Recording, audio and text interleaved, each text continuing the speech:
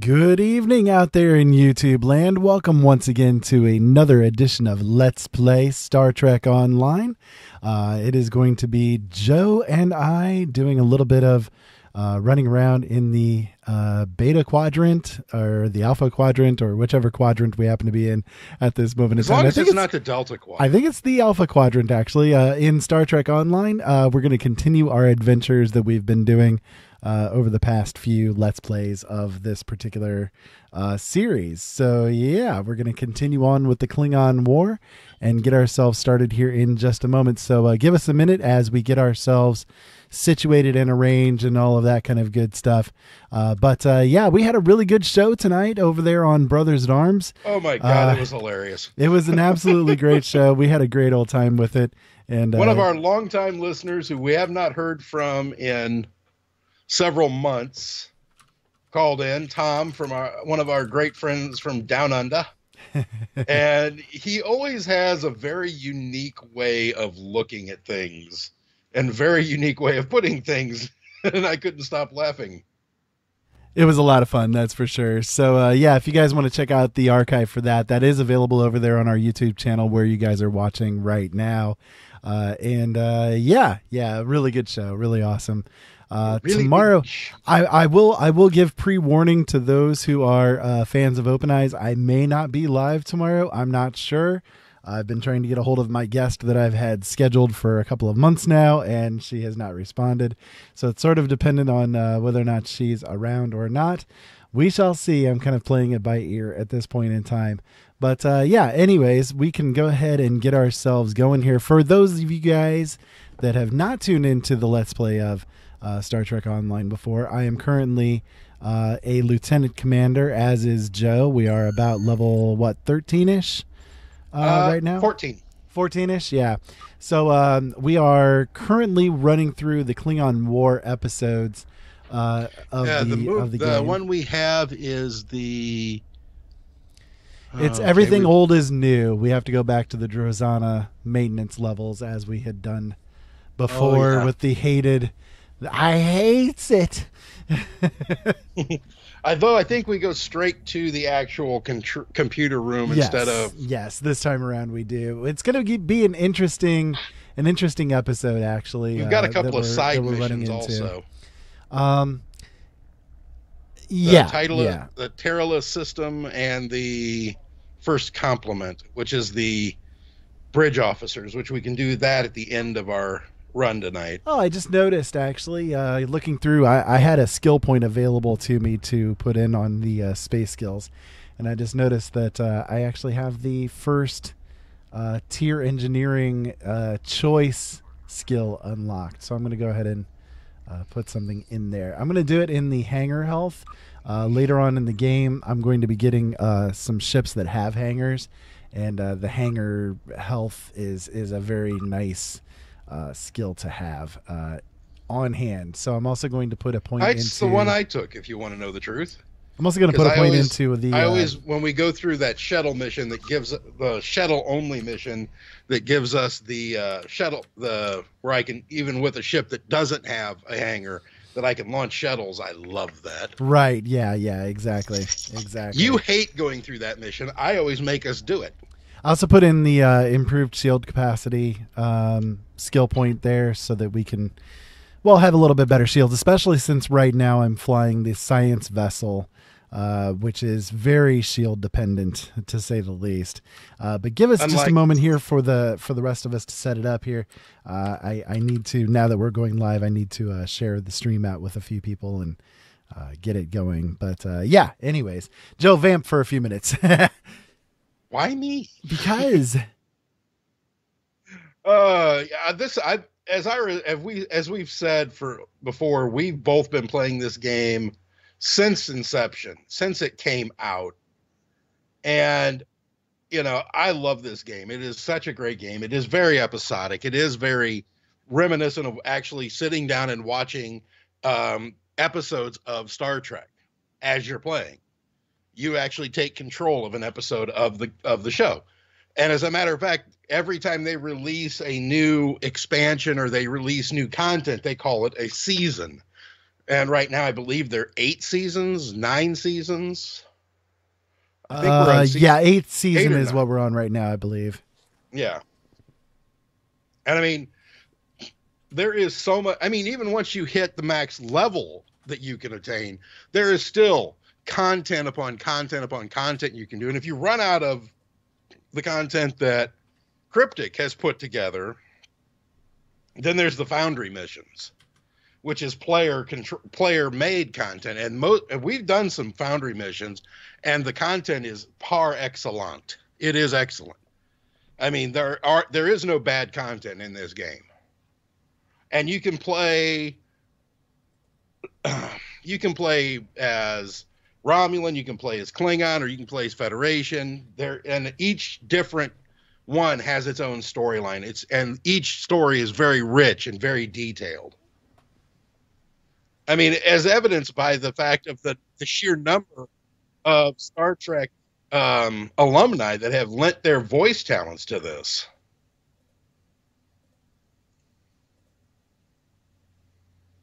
I mean, you've got Leonard Nimoy, that was one of the first to sign on. You've got, what's her name?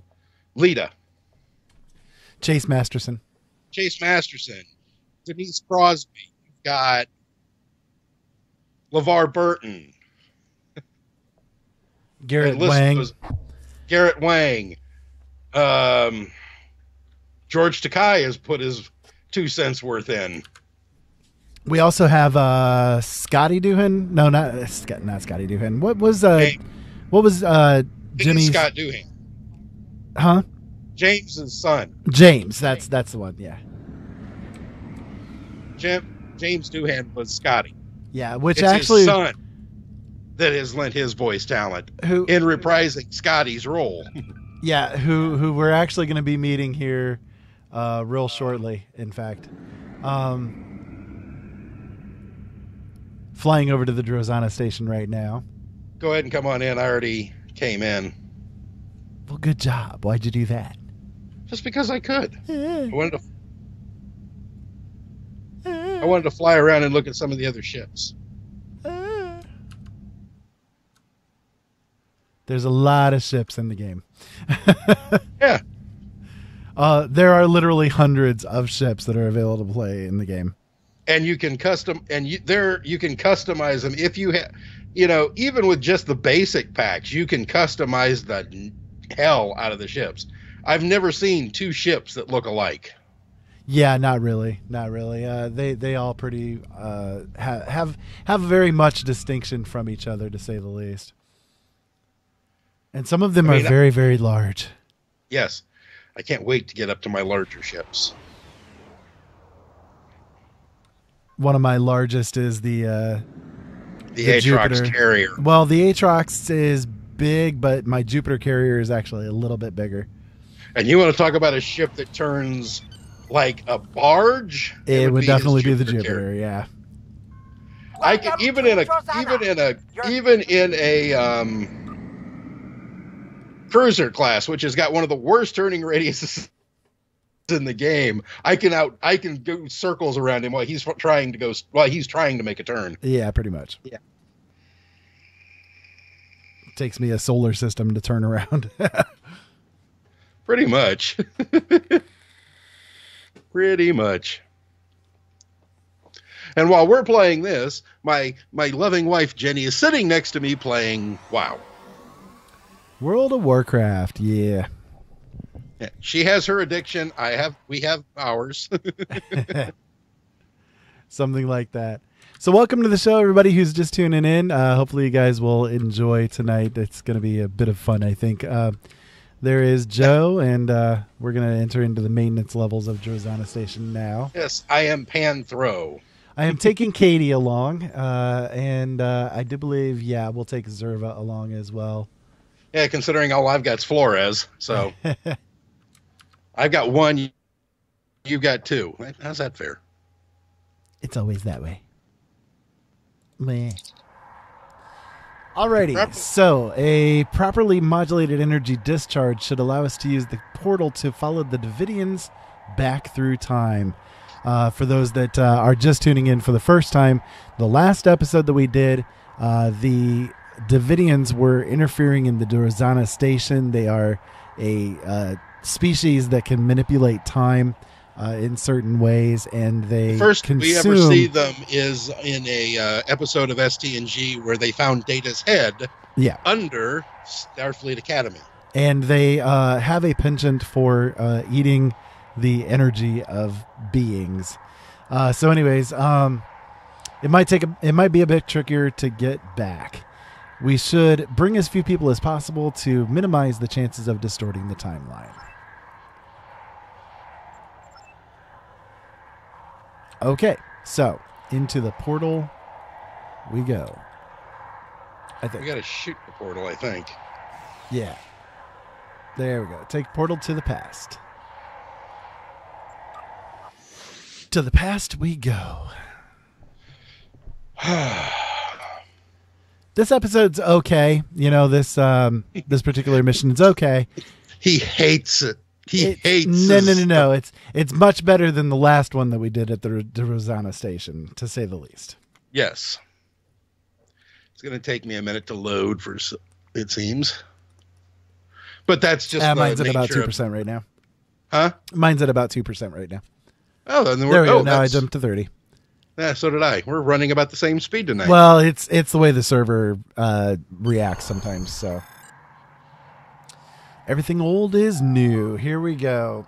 We're still in Drazana Station, sir, just in the past. We need to be very careful here. If we damage the station or injure anyone, we could damage the timeline irrevocably. Even if Drake doesn't care about the Temporal Prime Directive, we should. We're still Starfleet officers after all. Set weapons to heavy stun. Heavy stun. We're still in the computer core, Captain. Strange. I wonder why there's nobody here. From what I remember about this time period, there should be someone here. Even just a technician. Got another one coming up. If we can find the right parts, we could cobble together a subspace field emitter and perhaps get an idea of what the Davidians are doing here. But using 23rd century technology will make it much more difficult. The Federation won't develop ways to detect the subspace variances that the Davidians use until almost a century from now. I'll make a list of equipment here that we can use to fine-tune Drozana Station's sensor array. We can probably find the regulator components somewhere in the computer core and an induction coil on the power systems level. So collect parts for the subspace field or phase modulator. Ludium 236 Q36 space modulator. Exploding space modulator. Daryl said that he would name his ship the USS Lost Path. Actually, that's not a bad name. Daryl, yes. I took to naming the new bridge officers that I get after our frequent flyer watchers. So Katie is my first bridge officer here. I'll actually show you what she looks like. I think I made her kind of cute. Yeah, she's kind of cute, showing off her little belly button there and everything. So yeah, that's Katie. Anyways, I don't know where you went there. I was showing off Katie. There you are. I just ran around trying to...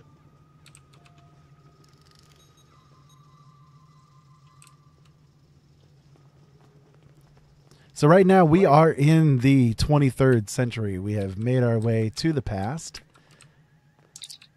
Okay, no wonder there's nobody here. The station is on medical alert. Non-essential personnel are confined to quarters and the computer core is locked down. Unfortunately, that lockdown works both ways. No one can get in, but we can't get out either. Lucky for us, these old systems had some well-documented problems. It shouldn't be too difficult to override the controls. Sir, these old Duotronic computers have a memory fault that makes them susceptible to overloads. An overload could cause it to lose process, like the one locking the door to the computer core. In this century, there shouldn't be any tasks that could overload them, but there's an infamous 24th century warp geometry program that would be insoluble with the processing power available on this computer. If we set the consoles to divert the processing parts to of this problem, we might be able to cause a memory overwrite. that would make the computer lose its security lockdown. Well, that sounds like a valid idea then. Let's do that, shall we? We'll jump over here to the panel that we can interact with. The power distribution is right now nominal. Control systems allocation, bank 1. Bank 1 working. Let's see. Do we switch these around? Yeah, we got to modulate the bank 1. Okay. Next one in line. Use main memory operations console. Okay, so no memory faults are detected. Critical systems functions nominal. Medical alert currently engaged. Okay, so we're going to check the memory bank 1. Queued. Memory bank 1 is queued. Memory bank 2 is queued. Did you queue number 3 yet? No. It says it is.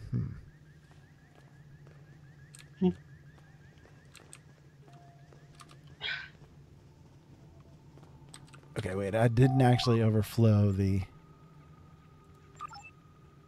Yeah, okay. Number 1 and number 2 are queued now. Or are overflowing. Where's number 3? I think it's up here.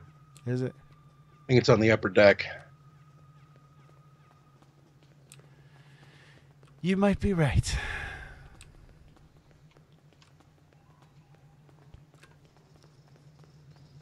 Yep, there it is. I got it.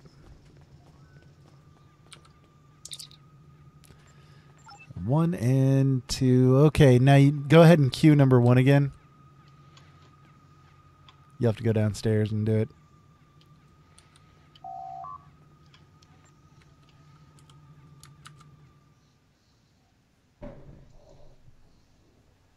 Got it. Check overrides on the... Now I just got to find where that's at. What's that? Says override interlocks on computer door. Okay, well, that one is done. So we just need to find the door. It's right here and it's open. I heard the door. Where'd the door go? Is it down below? Yeah. Okay. Just making sure if I need to jump yet or not. Yeah, can I jump? No, I guess I can't. Shoot. What are you doing down here? The station is on medical alert. Nobody's supposed to be in the computer core area but me. Hey, is that a weapon? Don't try anything, or I'll have to stun you. The lift shouldn't have let you come down to this level. How did you get here? You should have used the intercom to call for assistance. It's not safe to move about the station during a medical alert. Follow me. I'm going to call security for an escort. I guess you're right. Look, just go up to the maintenance lift, get to the emergency medical center as soon as possible, and get checked out. There's a doctor up there who has set up a triage center for the affected patients. Alrighty. Now I need to actually get downstairs, Joe, so hold on before you do anything. Yeah, I just happened to run out the door and there he was. Huh? I thought about shooting him. Yes, but when we want to minimize all of the interferences that we're doing. Sure. That's part of the point, yes. I wanted to shoot him. Ah, shut up.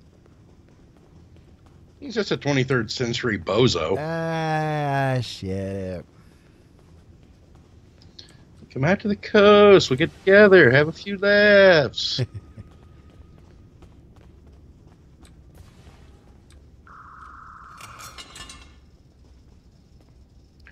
Found a duotronic transducer relay. Good for you. That might be useful. You think? For something. Yes, we also do speak in... Fluent movie quotes. Yes. Sir, I'm reading a patrol team ahead. Since the station is on a medical alert, they're probably following a standard patrol pattern. We might be able to sneak past them or even lock them in one of the side rooms. Or we can just shoot them. Hang on. Let them go into one of the rooms. I want to shoot him. They're not moving. There he There goes. they go. Lock him in. Lock him in. Nope. Damn. You missed. I should have waited a minute. Yep.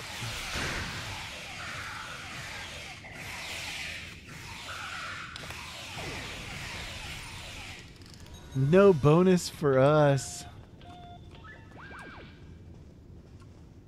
Goodbye. You were Yeah, that's probably my actually a granddaddy. bonus if you can get them locked up in the rooms. You were probably my granddaddy. Grandpappy. See if there's anything in here useful. I shots my grandpappy.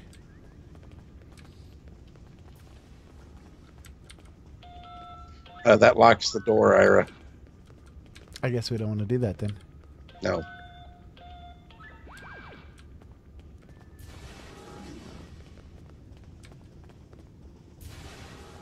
Dog walks into a bar with a limp, and he walks up to the bartender and says, "I'm looking for the man that shot my pa."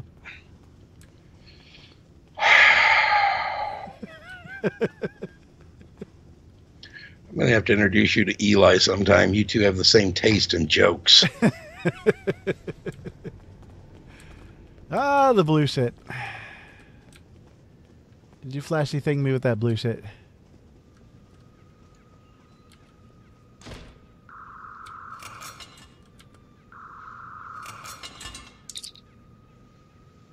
Warning! Improper access may cause injury and or death. For hardware access, disable all power taps before servicing. Discharge static electricity before contact with leads. Unlock safety cage prior to access. Unclamp data lead to replace regulator. Well, Disconnect power. that would be the first one, yes. Let's see. Discharge this static. There we go. Unlock safety cage. Remove computer monitor. There we go. Take it Got it. all. Take it all. And I'll come over here and grab this goodie. Because why not? I shall stingily steals it away from Joe. Next.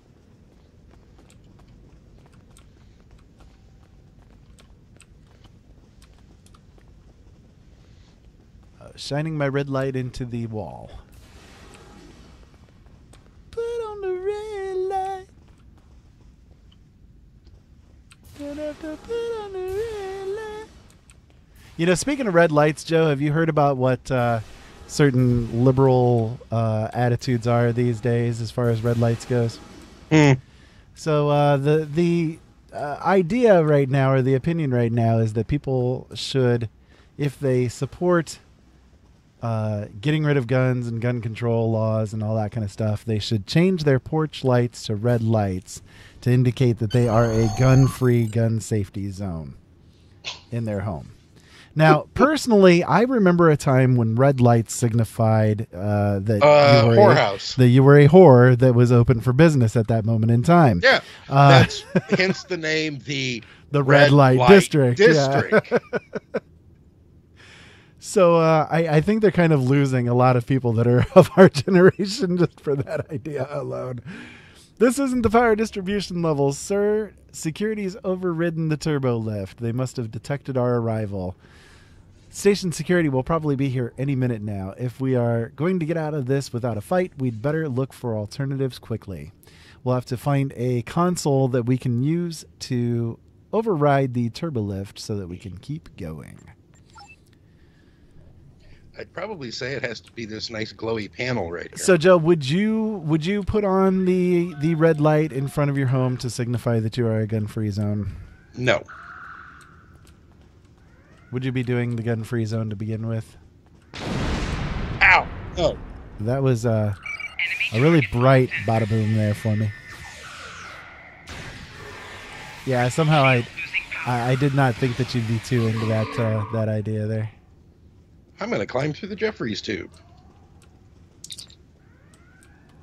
Another group of Starfleet officers ahead. Sir, if we're cautious, we might be able to avoid them while they're not looking.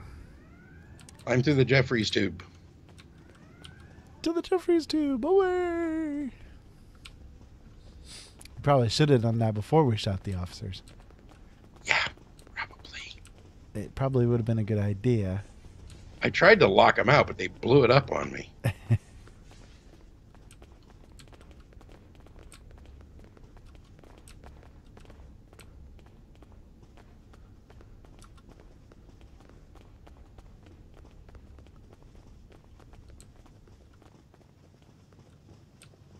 I don't know, Joe. I think I could see you turning on a red light just to screw with anybody that would like want to come in and rob you and be like, "Oh yeah, that guy, he doesn't have a gun there. He's got a red light on to show that he's got no guns. We can go in there and take anything that we want." And then they walk in and you'd be like, "Blam, blam, blam! Walked into the wrong rec room, didn't you, son of a bitch?" Walked into the wrong darn rec room, didn't ya? I could see you doing that, Joe. Of course. Why not? Yeah. Where are we going? You just kind of like spun around in a circle there.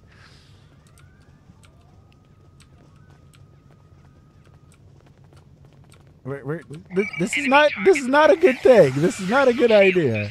Well, there's no choice in the matter. Grandpappy.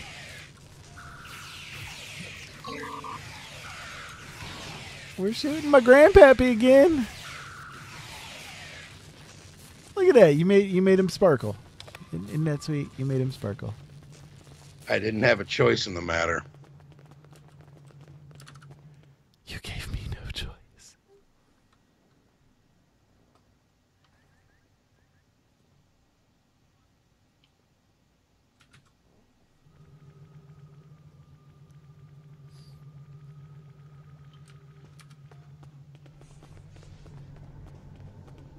I hate that blue shit. Wrong way.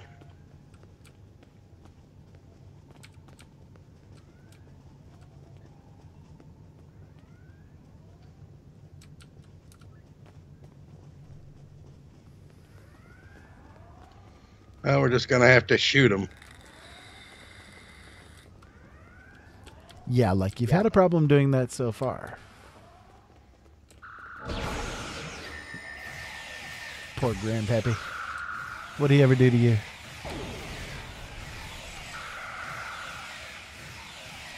That photon grenade was not standard issue stun weaponry. The stun grenade. It did not look like a stun grenade. That looked like a boom boom grenade.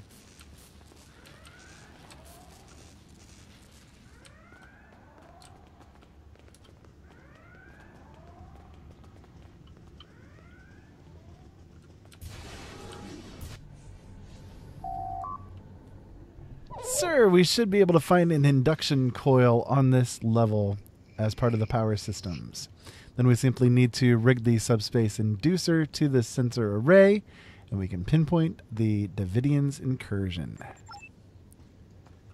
Well, let's do that then, shall we? Yes, we shall.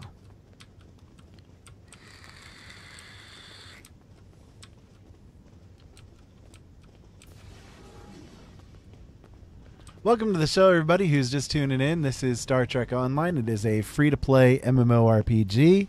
You guys can check it out for yourselves. It's a very fun game.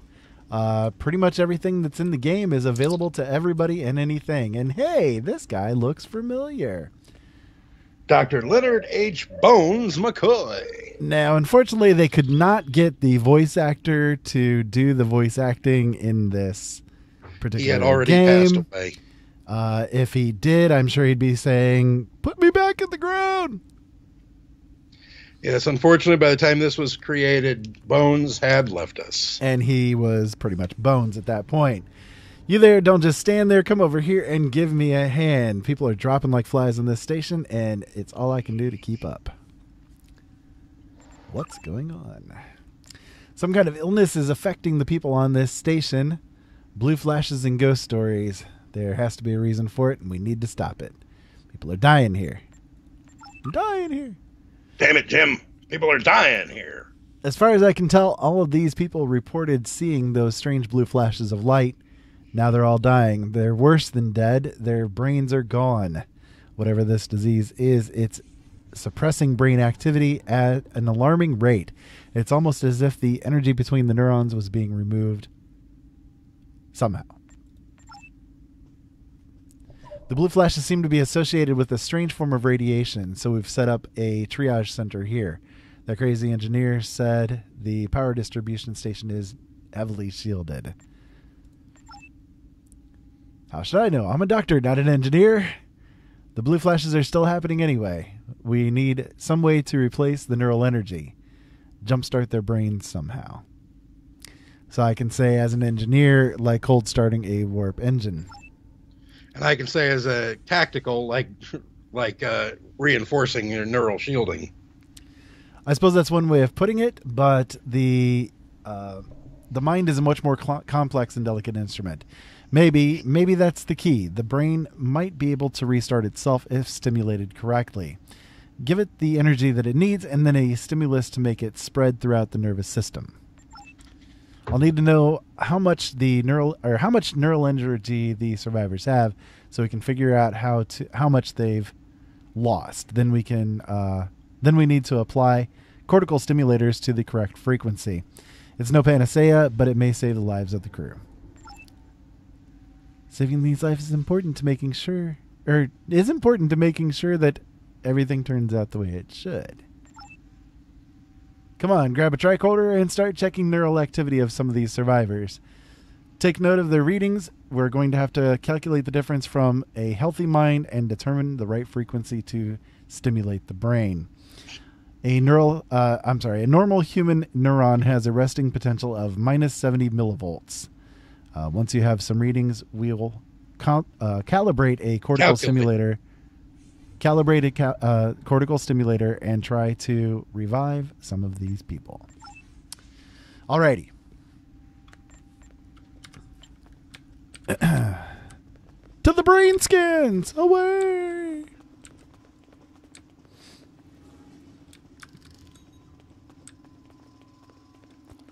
Right now we're running through the Everything Old is New Again mission.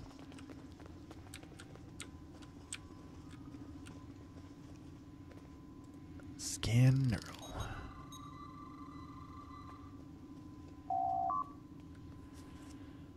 Okay, so we're going to scan the neuron resting potential of this person. Which I did. And for some reason it moved on me. He runned away.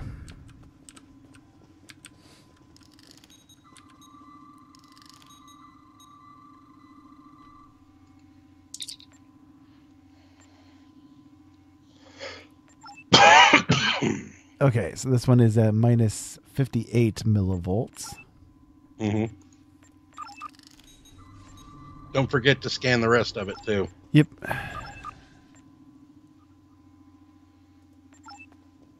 Alrighty, so we got that one. Talk to McCoy. Get your ass back here, Bones. He's running around in circles. Running around. Come here. Stand still. Stop moving, McCoy. Stand still, laddie.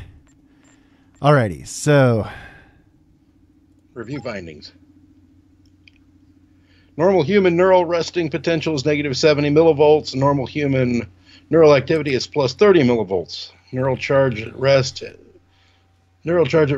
A rest neuron contains a positive charged sodium ion exterior and a positive charged potassium ion interior and exterior. Action potential neuron opens sodium gate sodium transitions in the interior neurocharge switches from negative 70 to plus 30. Okay, so let's try to calibrate things here. We're going to set the voltage of the resting potential to minus 70. The action potential to plus 30. And the sodium internal, potassium external, right? Yeah. Let's try it. That we shall. Just need to find Didn't a work. victim. Need to try different settings. Didn't work. Okay, so it was the other sodium Quest. internal. So minus 70, plus 30, sodium internal, potassium external and internal, I think is what it was. Yeah. Where's our victim? I mean, our patient.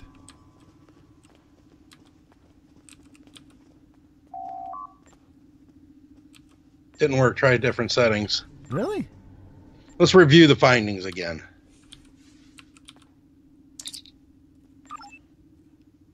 Potassium ions, interior and exterior. Sodium exterior, Sodium potassium exterior. interior. Okay, that's what it is. Okay. That's it. Okay, so minus 70 plus 30, sodium external, potassium both. Okay. External and internal. Yeah, that's what I said. It's both. Got it. It worked.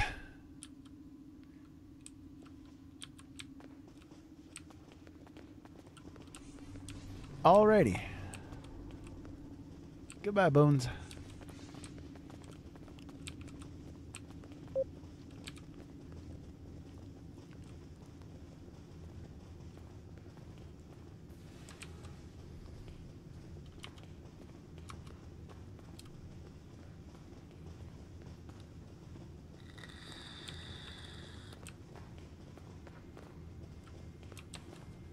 That would be a dead end.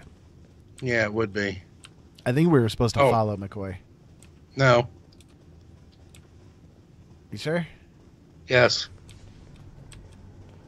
Crazy blue shit.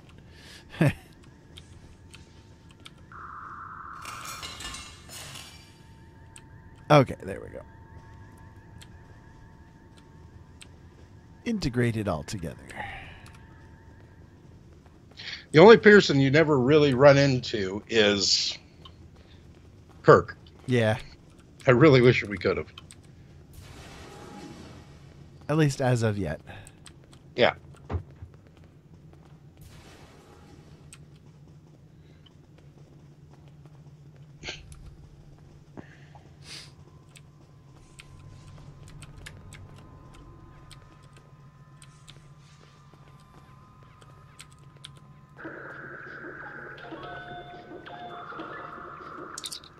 I love the old sound effects.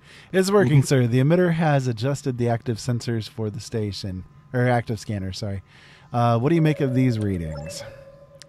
Imaging shows the station is becoming suffused with triolic radiation. The radiation's coming from Driffin's comet.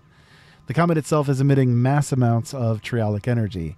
The Vidians must have realized that it's a natural source of the energy, and they're using it as an easy way to shift into sync with us.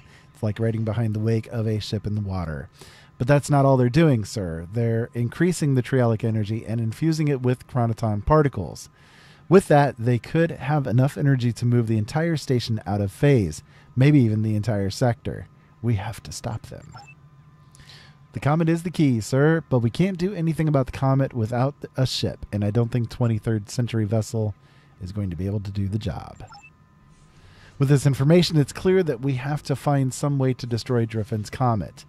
We can use one of the auxiliary reactors in sync with the subspace emitter that we've hooked up to the station in order to make a temporary portal that will take us back to our time.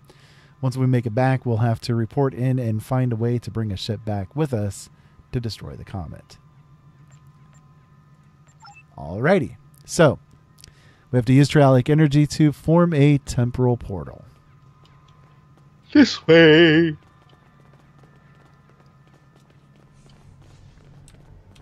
Crazy blue shit. The blue stuff, it's getting me. It's killing me. Suck it up, Buttercup.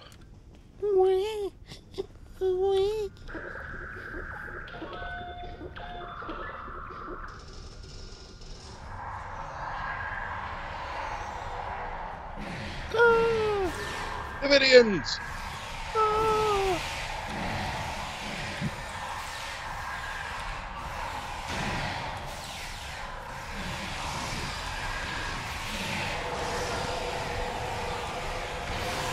Kill them all!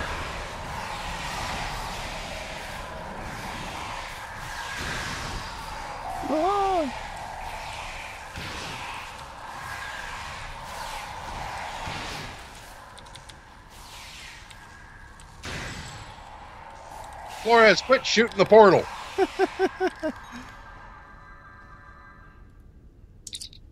We have another problem. We've absorbed so much trialic radiation at this point that traveling through a gate again could cause radiation poisoning. Normally, we'd just use hyperonalin to flush it out. But Haranolin. Haranolin. To flush it out, but I'm sorry, my eyes, man. But our medical supplies aren't protected against phase shifting.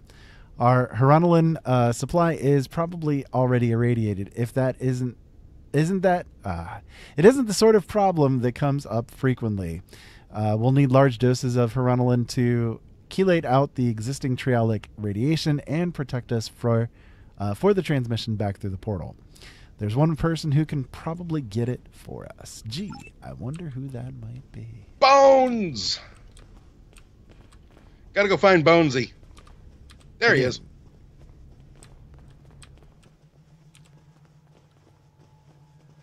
Damn it, Bones. Alrighty, I have a friend who took a little too much trialic radiation and could use some Haranolin. A friend, with the radiation flares that the station's experiencing, we're probably going to be a little short on Haranolin ourselves. I could maybe spare a hypo, but if your friend is getting radiation, he or she is on the station already. I'll need a double dose to chelate out a significant amount of trialic radiation. You should never lie to your doctor or your bartender. That much radiation would mean that you've experienced something close to the epicenter, like fooling around with trialic waves. If you, you don't need green blood and pointy ears to know that is a bad idea.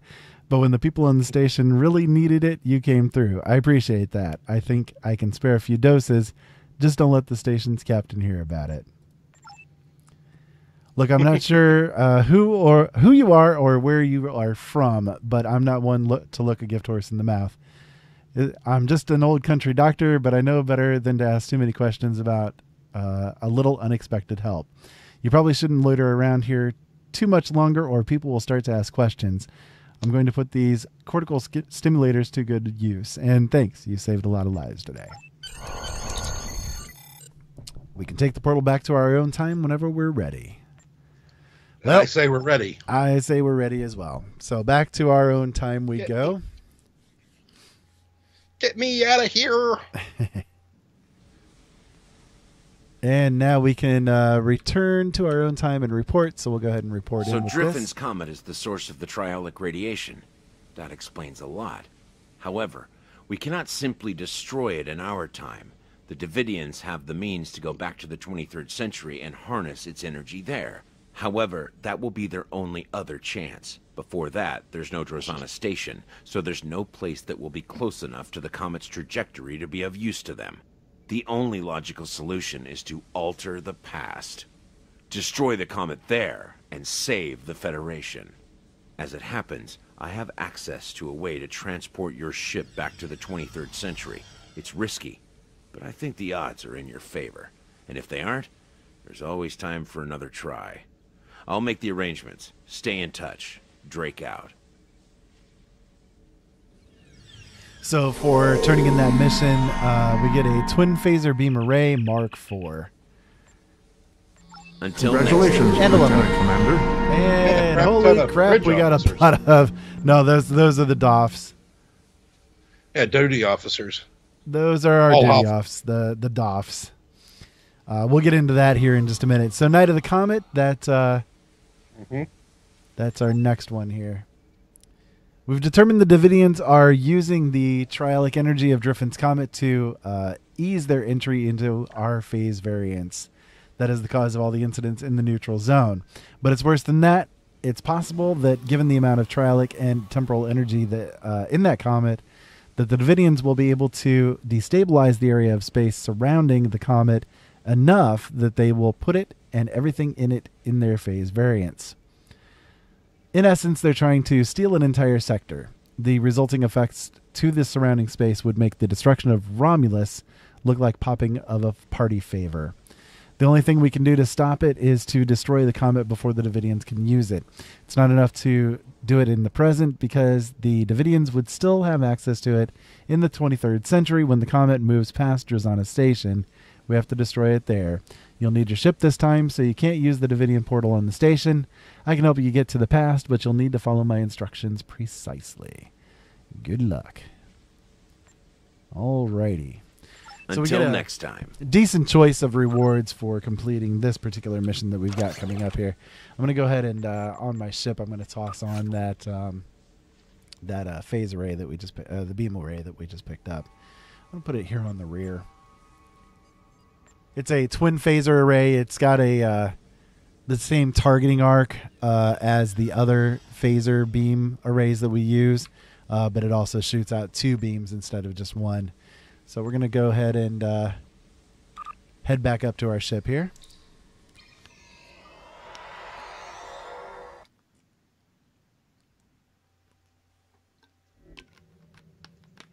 And I think we actually have to exit out to the sector itself, right? I'll let you. I don't know. Maybe. I'll go ahead and do it just to see what happens here. Since I load a little faster. Well, I hadn't even left the station. I was messing around with my skill points. Ah, gotcha. Okay, so let's see. Night of the Comet. Well, yeah, we got to go to the Bespy system. Yeah. The Beppy. Beppy 113. To the Beppy system, away!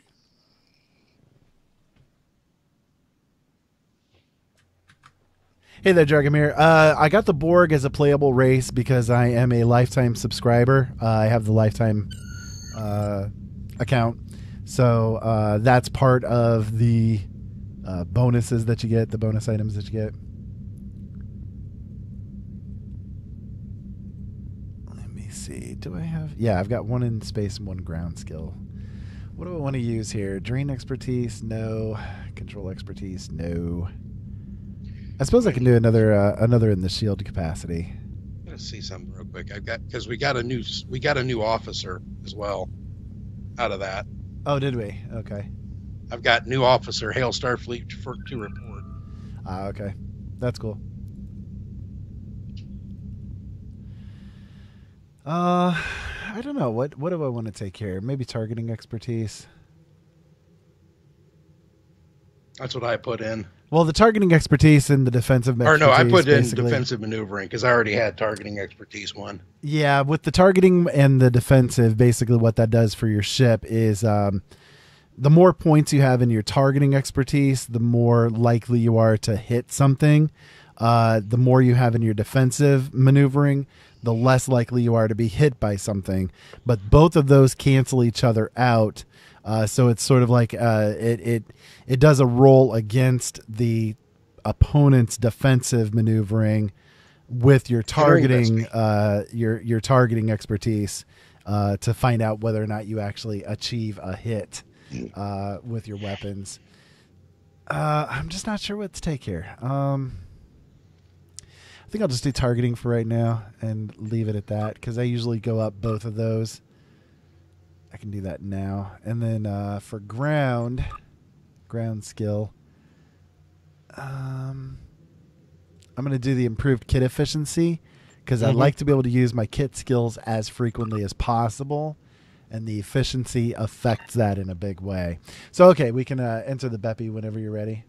I already did. Oh. Alrighty then. Screw you too. I told you, entering Beppy. Well, I was busy explaining to the listeners and the watchers how the game's working here. Okay. Tutorializing. Incoming hail, Captain. Do you want me to put it on the main view screen? I suppose. You should feel privileged. Very few people ever get to see this system. My organization has gone to a lot of trouble to keep it off the navigational charts. The star is ideal for what starship pilots call a slingshot. Section 31 uses it from time to time to deal with problems that take a more creative approach to solve. Your best chance of getting back to the point in time where you need to be is to use the star's gravity to accelerate your ship to such a high speed that you will be able to access the time continuum. I've taken the liberty of having the light speed breakaway calculations added to your ship's database. You'll need to hit a series of points as you move around this star. After you make your approach, you should see a navigational beacon. Aim for it, and you will have the correct trajectory for that slingshot.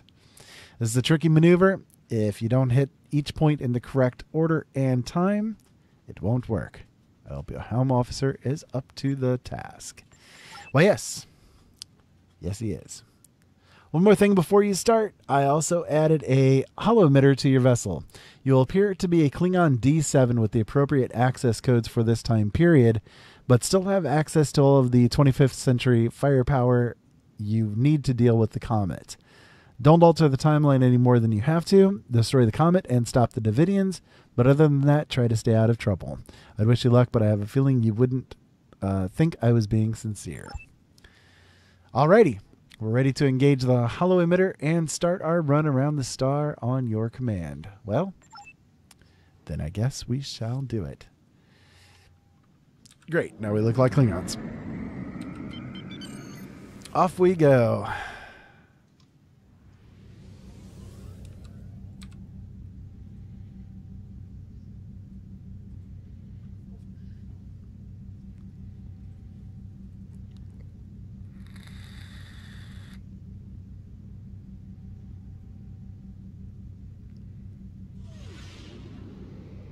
And suddenly we're much, much faster.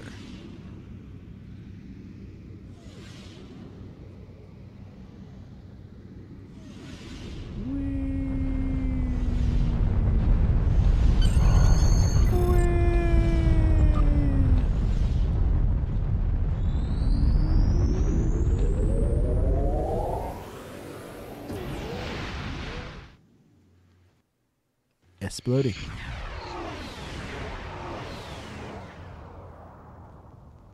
Why, this looks familiar. Captain, based on the decay of elements in this system, we have arrived approximately 150 years in the past, somewhere around the Earth year 2265. Incoming hail. It's from the Constitution-class starship identifying itself as the USS Reuben James. Putting it on screen now.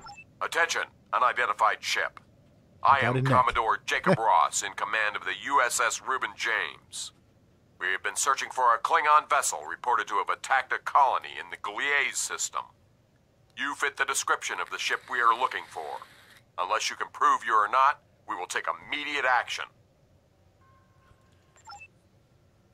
Captain, the Reuben James has closed the channel. They are not responding to hails, and weapons are charging. We cannot seriously damage Commodore Ross's ship without risking damage to the timeline, but we must defend ourselves and complete this mission. Recommend we fight to disable. Well, then I guess that's what we're going to have to do, isn't it, Joe? Yep. Warning, ship is under attack. Target's shields have failed.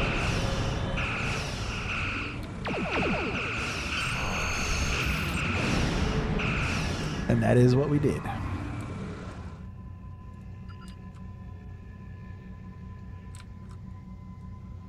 Why do I have these up on my page? To any ships in range, please, we need help. I don't know what these things are, but they're all over the station. They're killing people. Please, you have to help us.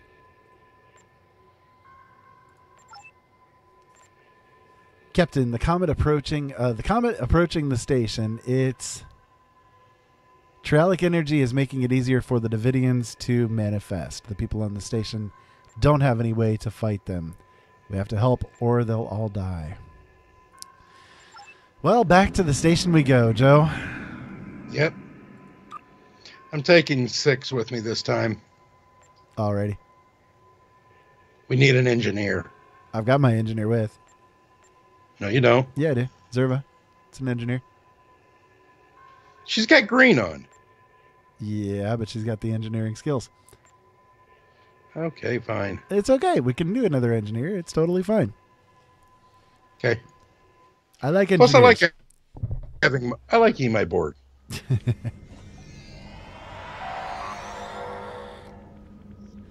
Captain, I'm reading multiple Davidian life signs. We will need to work quickly to clear the station of their presence. I suppose so.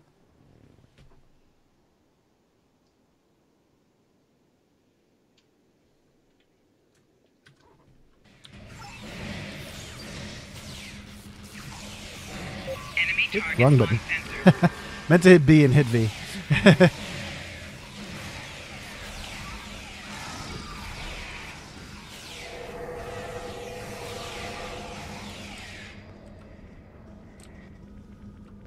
Well, that beam turret was kind of useless, but okay. They're Put it out. toast. Put it out. Put it out at the last moment there.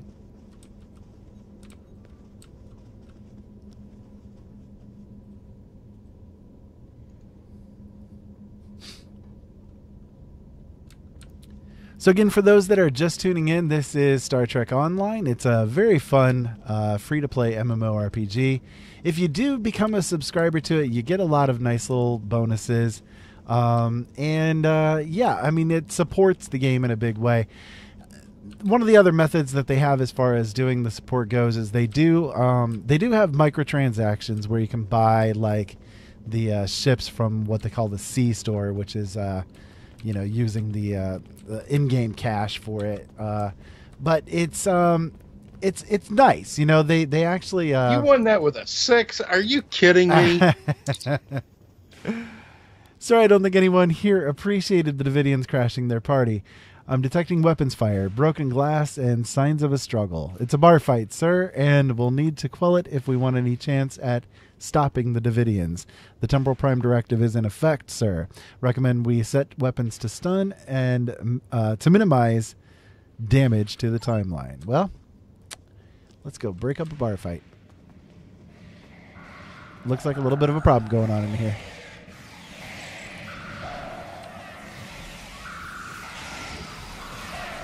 So in other words, we just shoot everybody. Yeah, pretty much.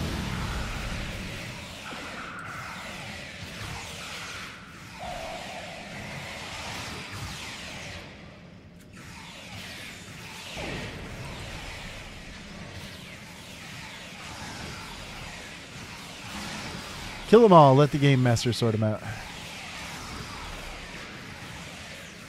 Or something like that.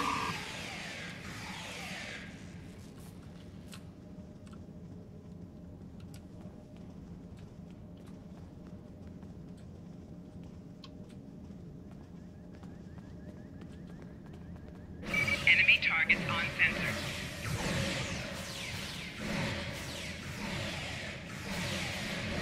Isn't this the one where we got to come up with a damn drink to calm the girl down? Yep.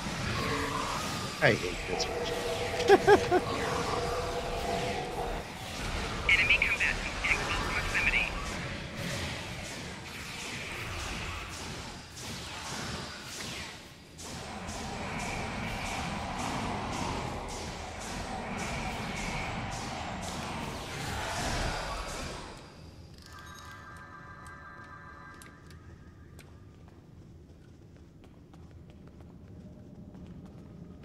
Clearing out the yard trash.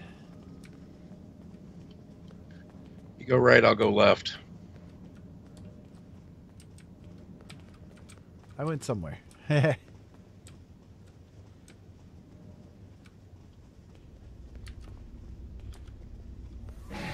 targets on sensor. Go that way.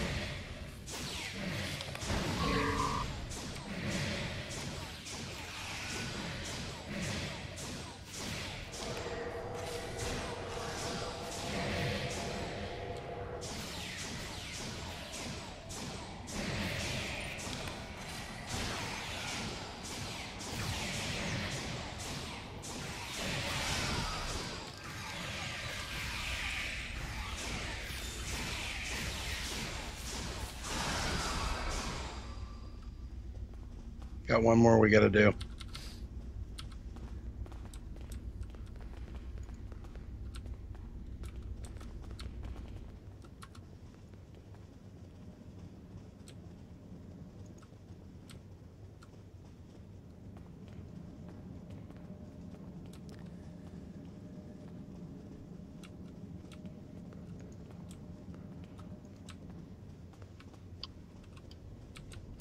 Did I go the wrong way? I didn't go the wrong way, did I? No, you can't get through that door for some reason. Come back to me. Main room.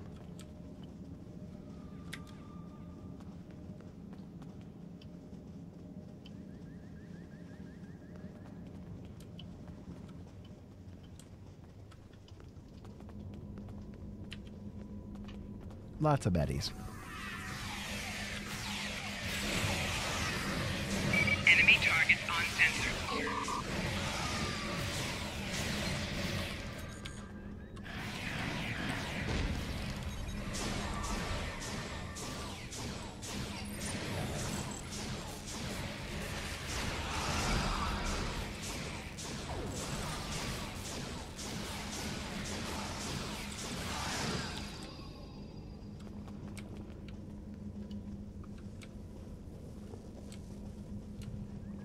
Do not attempt to stop us. We hunger. We must feed. Leave immediately, or I will amplify the time distortion and destroy this station. You will not survive. So this is new. Hey, those things are holed up in the lounge, and they've got some of my customers in there with them. The door is barricaded, but a few hits with a phaser should take care of that. Get my people out of there! Maybe. I don't remember that from the last time we played Yeah, through this. that's new. Alrighty then. What is it? It's back in the other area, right? Yeah. Like I said, that's definitely new. I don't remember Yeah, that. they added that since the last time we played this one through. Like I said, that's the great thing about this game is Cryptic has really done a good job since they took over from Atari of adding new things, keeping it current, keeping it fresh. Yeah. Get over that damn hump in the floor.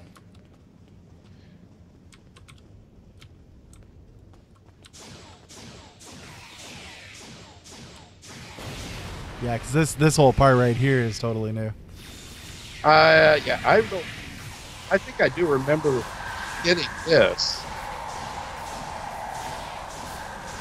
No.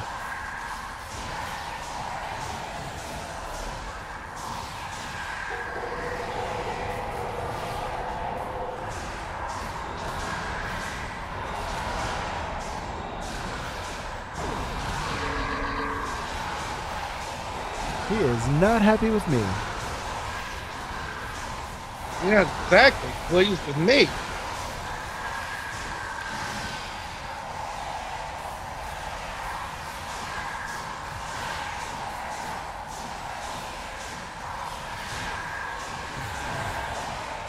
Well, if you keep his attention, I'll just keep on flanking him.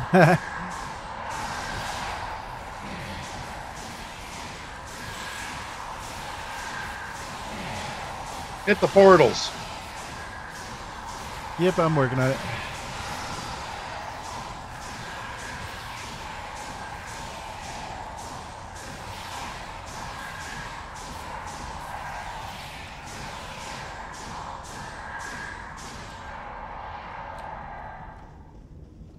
There we go. And look who it is. Lieutenant Commander Montgomery Scott. Thanks for the help, friend. What were those things? Damn spirits snuck up on me. I noticed a spike in trialic energy, and I was working to adjust the station's shields to compensate. I went to fetch a hyperspanner, and I was attacked. If you help me, I can finish my repairs before the trialic energy reaches lethal levels. By the way, you can call me Scotty.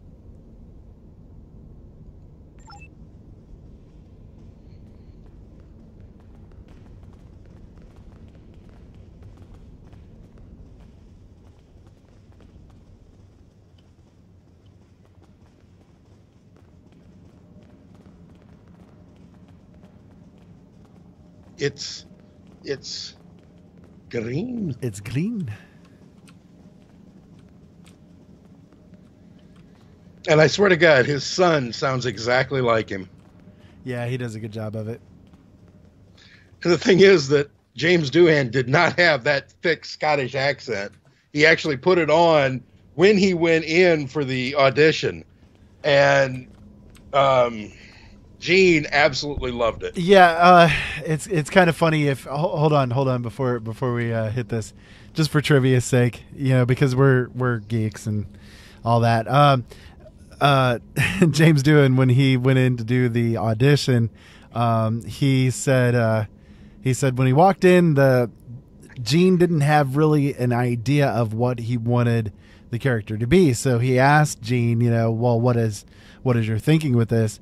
And Gene said, well, we don't know. So James basically gave him like 4 different accents that he could do.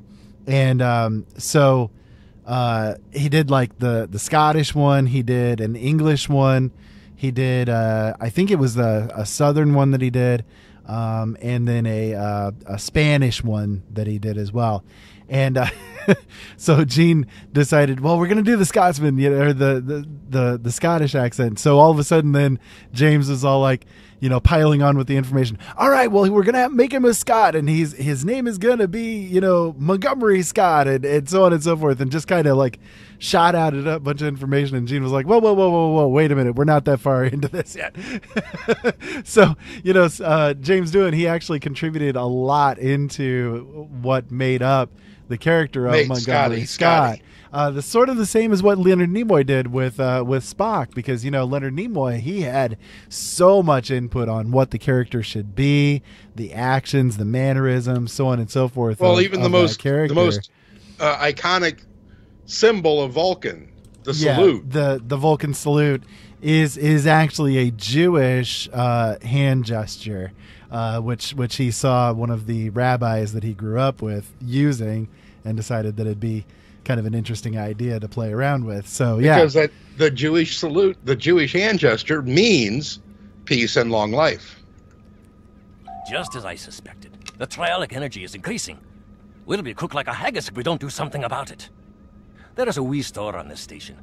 The lass who runs it, Cassidy, said they might be getting a supply of the new quantum flux regulators, the Mark II versions. If we had one of those regulators, I could modify the flux coordinating sensors and use them to modulate the shields protecting the station. That would buy us some time. Go find Cassidy. She'll know where they are. Oh, now we got to go calm Cassidy down. Yep. With the drink. Got to calm Cassidy with her histrionics. And is she a snowflake? She may be. She may very well be. She's over in she's down here. This room, isn't it? Down here. Down here. I'm following. Shit it. But thank you. What were those things? They were floating, and then one looked at me, and I feel so weak. And then it lifted me up, and it was horrible. It looked at me. Are you looking for something from the store? A quantum what? I'm sorry. I'm just too scared right now to think about selling anything. I'm closing down until I get my wits about me. Maybe it would be best if I packed up and went back to Sherman's planet. I don't know. Maybe a nerve tonic would soothe me. Can you get one for me?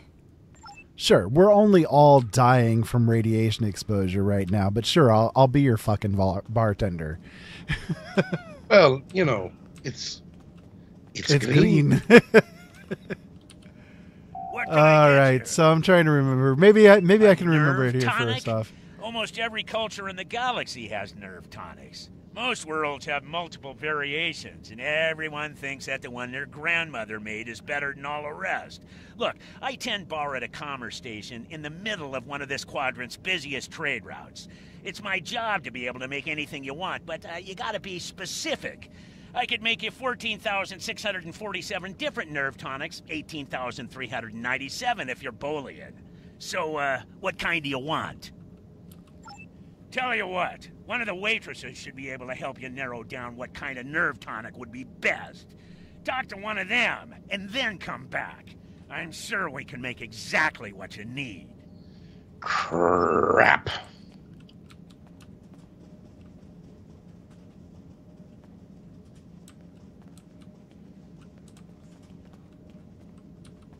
Who do you think you are? First the lights go all strange, then these weird creatures show up, and worst of all, you're here picking fights with my best customers. Look at dear, brave, handsome Captain McQueen here. He could have been killed. You should be ashamed of yourself.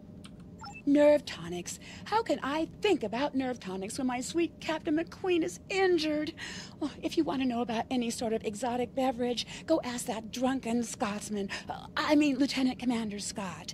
He knows more about alcohol than anyone I've ever met.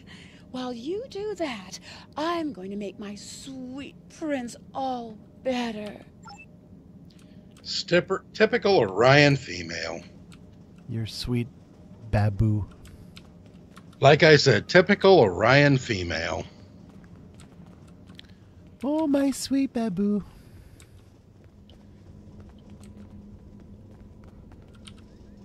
Did you get the quantum flux regulator? Nerve tonics. Ugh, you don't look like you need one of those. These wee beasties are troublesome, but they're not as bad as a ship full of angry Romulans. Now, I've been known to enjoy an occasional nip of Scotch whiskey. That's the only nerve tonic you'll ever need.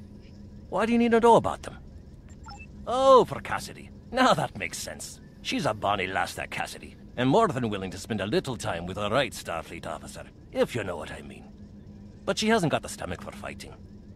Is she all right? I hate for anything to happen to her. Glad to hear it. Sounds like she needs something to take a wee bit of the edge off.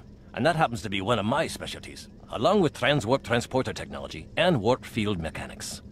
Cassidy's been meeting me every evening in the bar for a spot of cheer, but I've never seen her order a nerve tonic. Perhaps if I told you what she likes, you'll be able to figure out the right mix. The bartender will help. I've seen Cassidy order these drinks. Cassidy didn't like the salty taste of the Albion brandy, but she really enjoyed the fact that it was garnished with a drop of honey that floated on the top of the drink.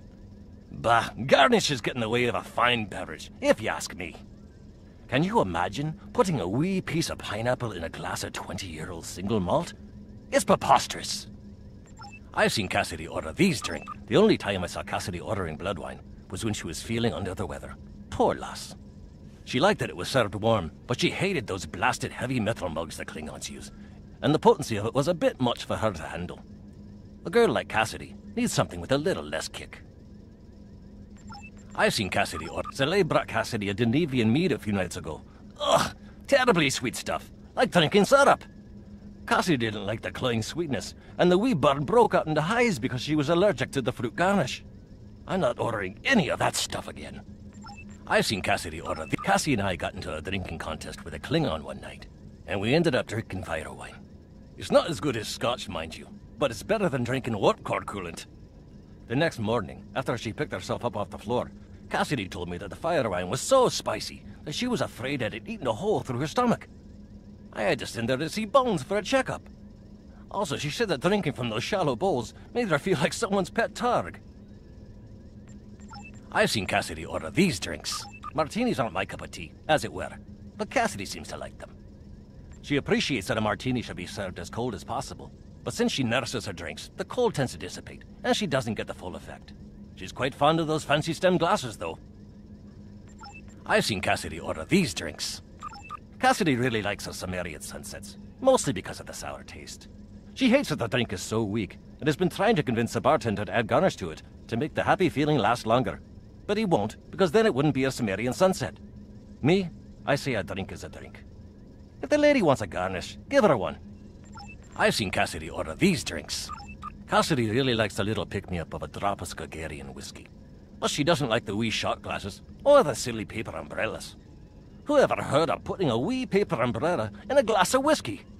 It's sacrilege. If I ever go to Skagara, I'm going to give them a piece of my mind. Alrighty, yes, if you want to know about alcohol, ask a Scott. Aye, that is the truth, lad. So now back to the bartender to try to figure out. But if you really want to know about alcohol, you don't ask a Scotsman.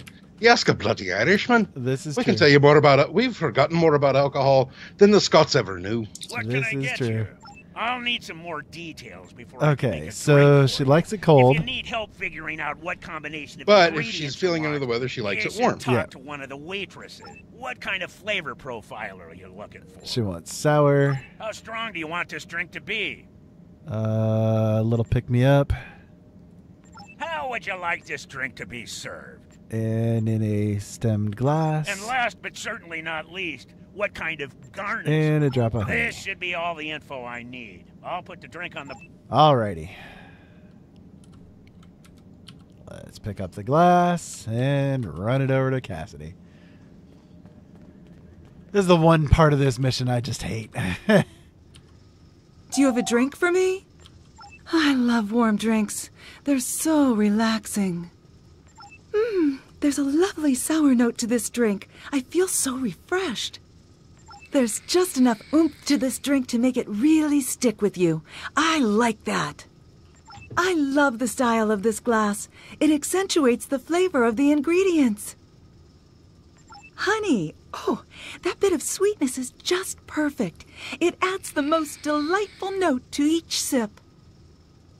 Ah, that is marvelous. I'm feeling much better now, thank you. What tool was it you needed?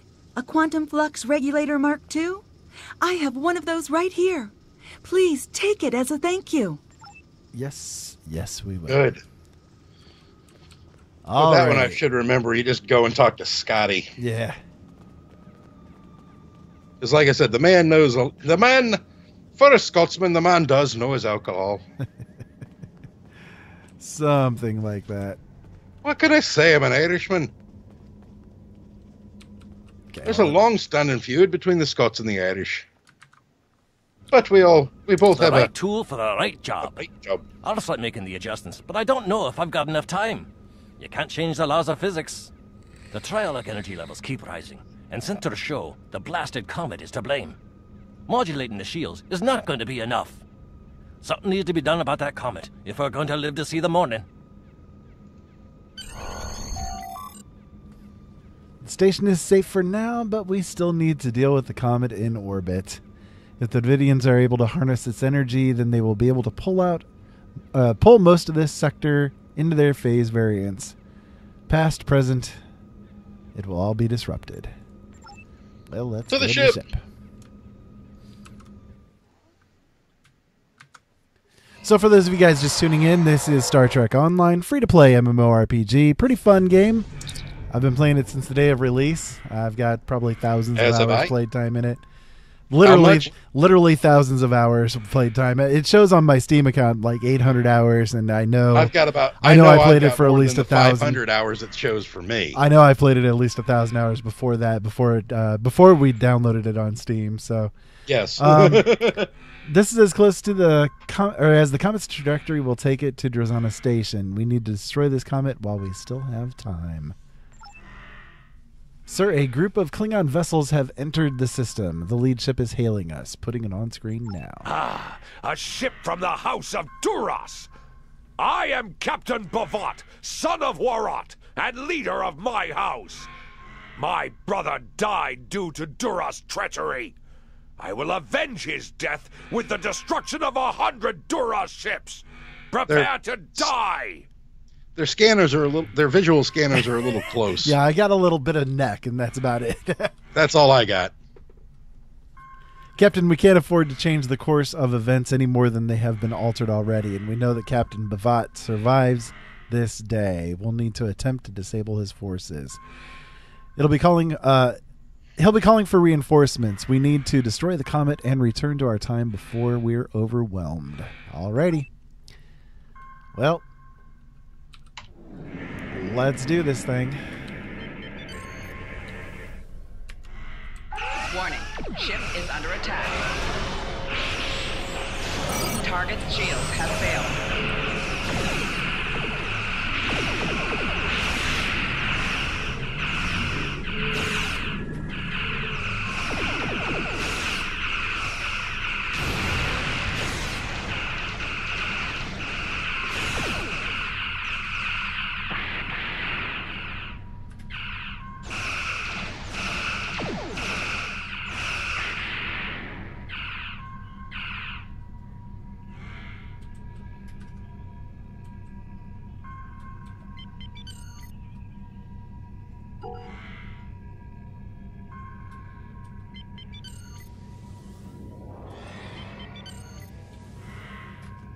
Warning.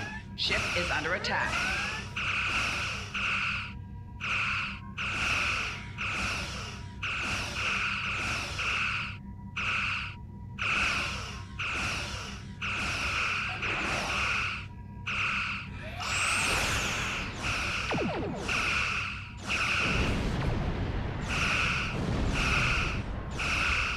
You handle the ships, I'll handle the Comet. I think there's another Not a couple of problem. ships that come on.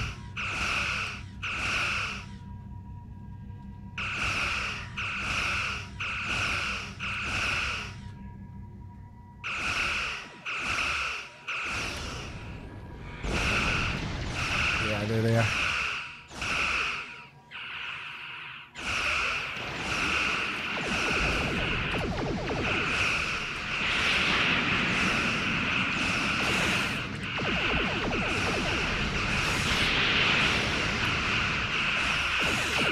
Target's shield has failed.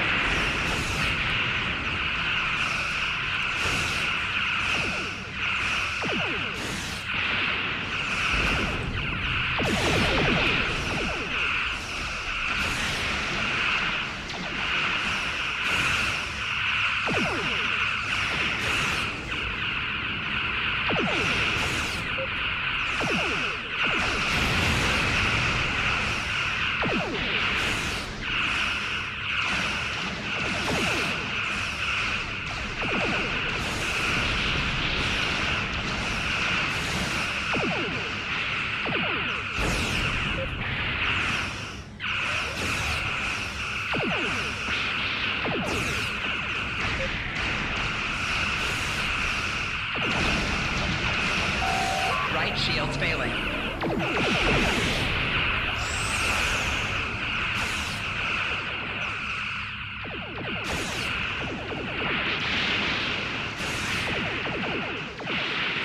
Hull integrity below 75%.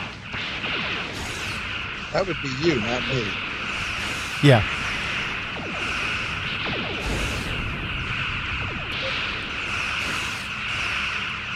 No worries.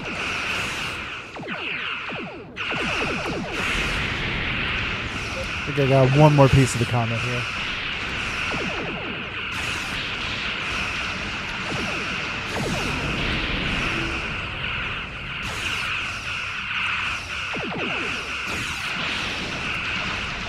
Alrighty, there we go. Shield's failing. Target's shield has failed.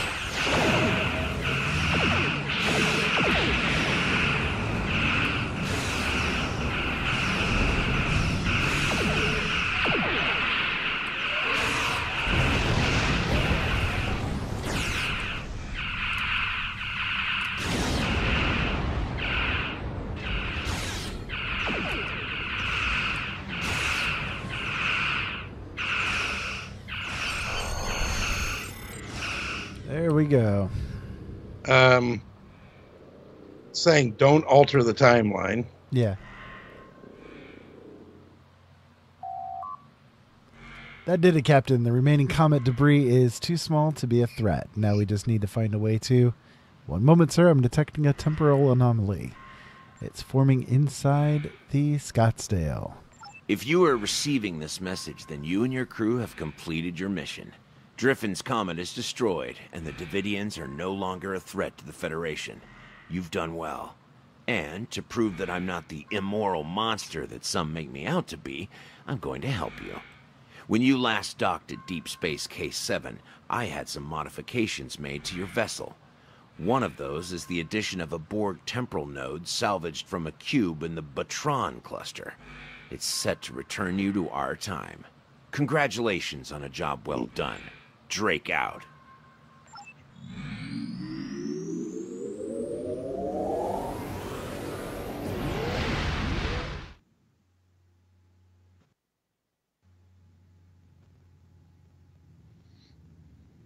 Alrighty.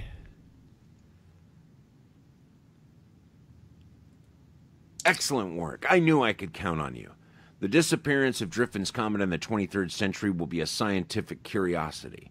I have taken steps to suppress information that might reveal our involvement, and I trust that you and your crew will refrain from telling stories about what happened here. After all, we're getting along so well. One thing I hope you'll take away from all this is that any opinion you may have of the immorality of so-called rogue elements like Section 31 is a bit naive. Contrary to popular opinion among some Starfleet officers, we do not spend our days plotting evil and committing random acts of villainy like characters in a bad holo novel. We protect the Federation from threats. Thanks to you, the Davidians are no longer on that list. If you think about it, everything we do is to preserve the freedoms you so enjoy. You should be grateful. Drake out.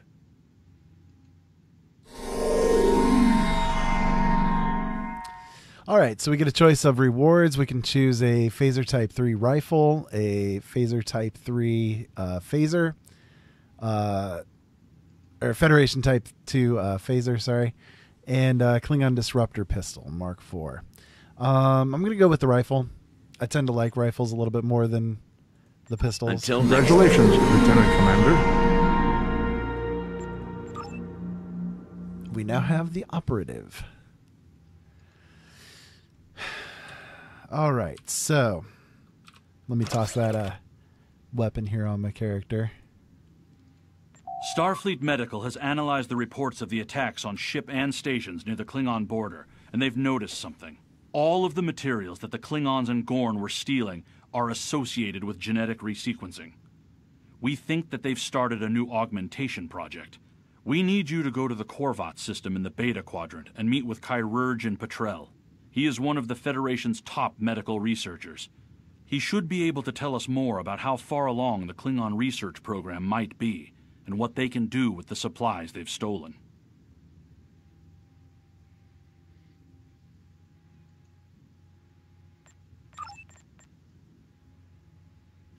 All righty. Moving on. Onto the Korvat system.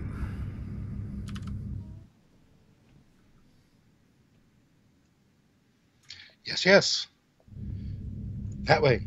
Without the oops. Indeed. We need to work on our communication skills.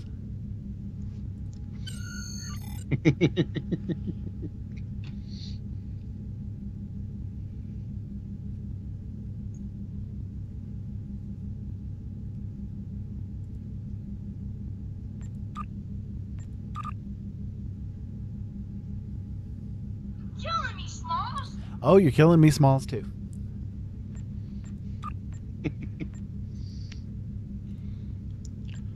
Hi-ho. Hi.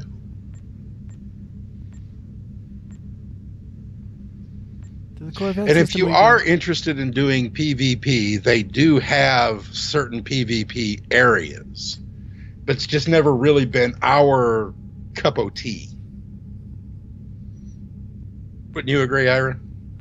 Yeah.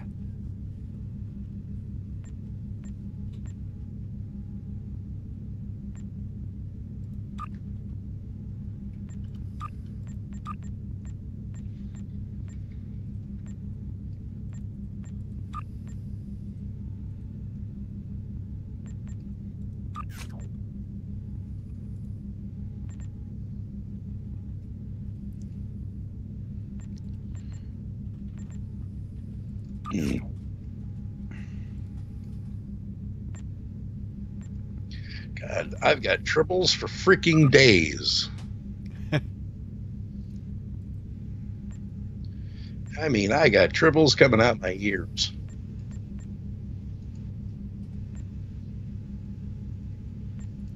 Triples everywhere. Hate triples. Damn fuff balls eat everything.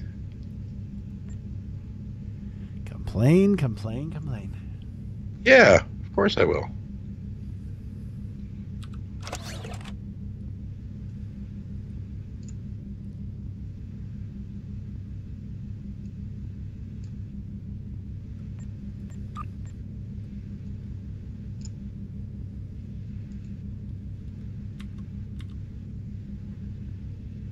We're getting there, folks. It's a bit of a takes a little bit of a drive. It's a little bit of a haul. Bit of a drive. We're almost there, though. Yep. We are 5.4 light years away.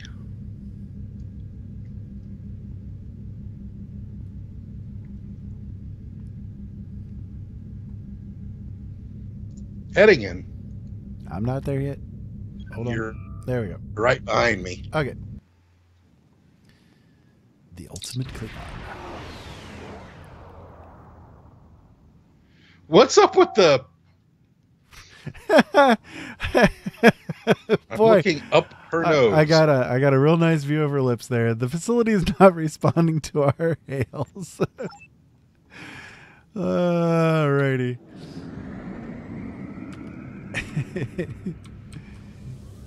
They really wanted us to see what it all looked like there, I guess. Warning, ship is under attack.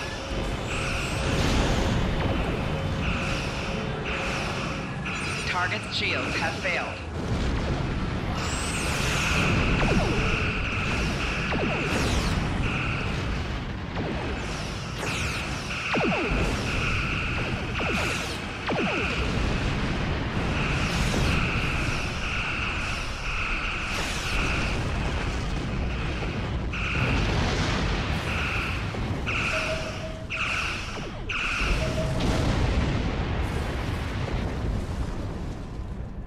That's one.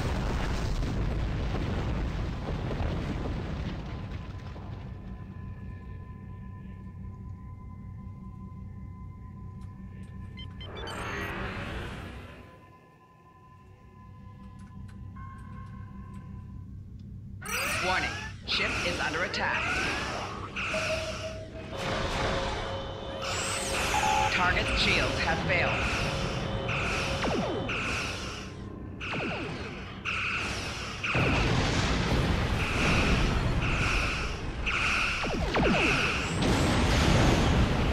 Did you increase the mission intensity? You know, I didn't.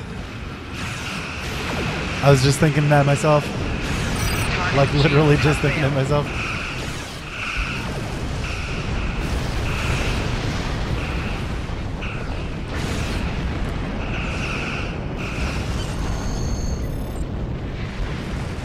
Too late now, but we'll do it after this mission.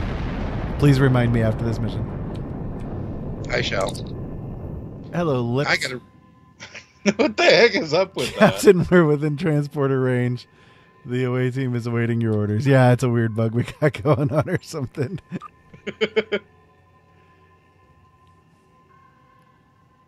She's just really happy to see you, Joe. Apparently. Kiss me, Captain. I didn't know we were writing that kind of book tonight. Kiss me, Captain. Ravage me with your arms. Wrap your tail around my legs. Shut up. I'm picking up Klingon and Gorn life signs, sir. As well as signs of disruptor fire. They've beaten us here. Prepare for combat. We need to reach Chirurgeon Petrel before the Klingons can capture him.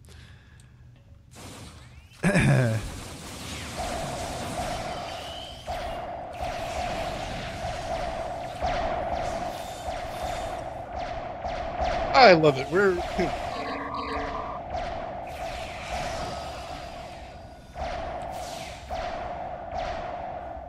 I love the old-timey phaser.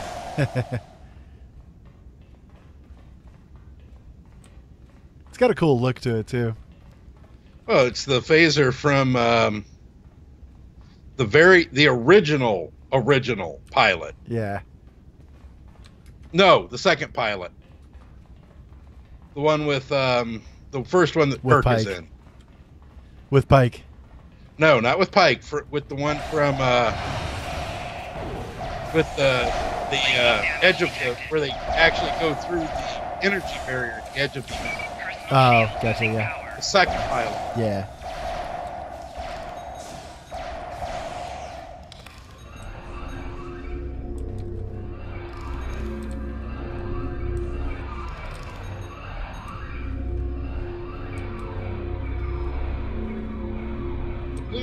The blue shit. We did that to ourselves. I gave that to my bridge officer.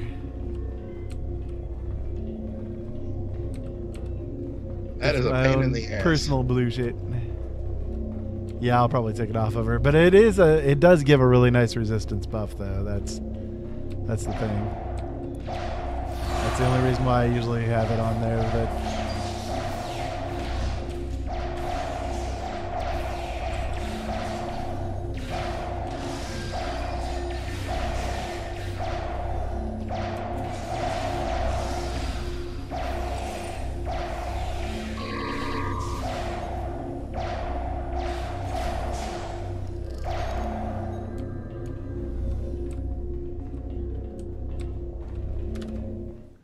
well, we've efficiently killing these idiots.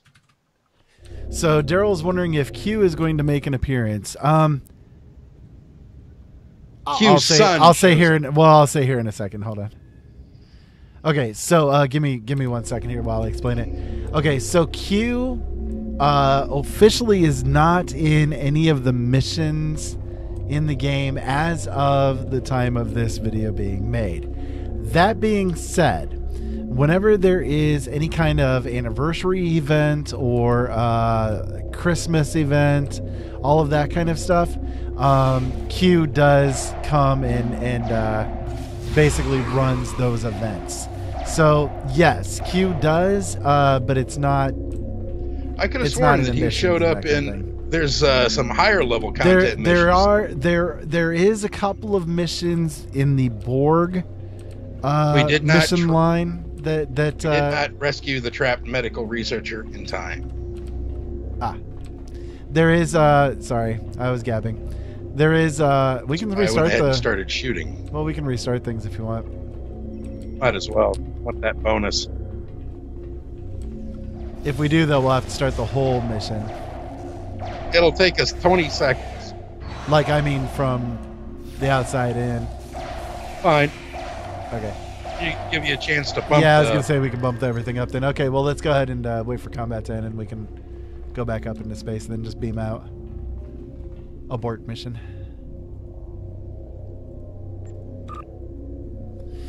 Anyway, so there are a couple of missions in the high level zone that Q does sort of make an appearance, but not very much. Okay, so we have to go into the actual in progress for the Ultimate Klingon. Hit drop, and then we'll have to re-get it from the available. And move the up to advanced. Starfleet Medical has analyzed. I don't know if I have to do that now or.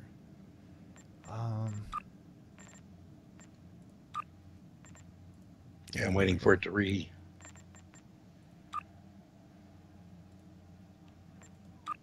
Starfleet Medical has analyzed the. Okay. Begin the Ultimate Klingon. Yeah, hold on. Don't go in. Sorry. I was just making sure it was on the advanced difficulty. All right. It said team had been at. Yeah, no, I know, but I wanted to make sure the mission itself was set on that. So, all right. So sorry, folks. We'll have to redo the little beginning stages here. No big deal. It'll only take us like 5-10 minutes to do it. So it's all right. Just roll around a while. You be all right. Warning. Ship is under attack. So with the advanced difficulty now, it does make things more difficult. The ships are more powerful. The enemies, they take a little bit more to kill, but it's worth more experience overall, and you get usually better chances at nicer loot. So if you can handle it, it's good.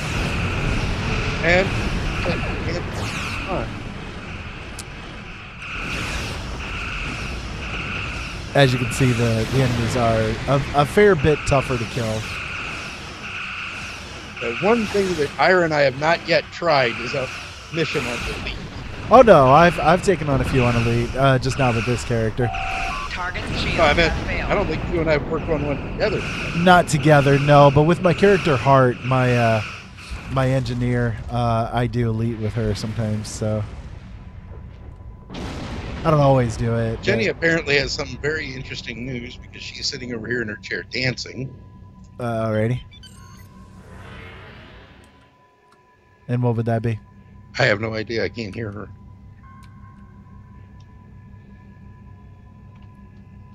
Warning. Ship is under attack. Oh, she's got a kitty. A new pet for her hunter. Ah, I see. Well, congratulations. Target's shields have failed. She is currently playing World of Warcraft.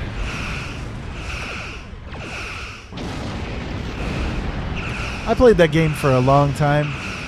Well, not a long time. Not like some people do. I played it for about a year and a half. Maybe 2 years. Target's shields have failed. I don't remember for sure, but it's fun. It is what it is. I like something a little bit more advanced as far as the skills and that kind of stuff is concerned, but it's not bad. It's not bad. There we go. Alrighty, so now we go back down to the planet. Oh. Hello, face. We meet again. I don't know what's up with that bug. Yeah, it's hard to tell. Okay, give me 1 second before we go charging into the fray. Okay. You got a lion kitty. No. It's actually a bobcat. How can it be a bobcat? It's got a tail. I don't know. It's called a bobcat. Or it's called, can't help it.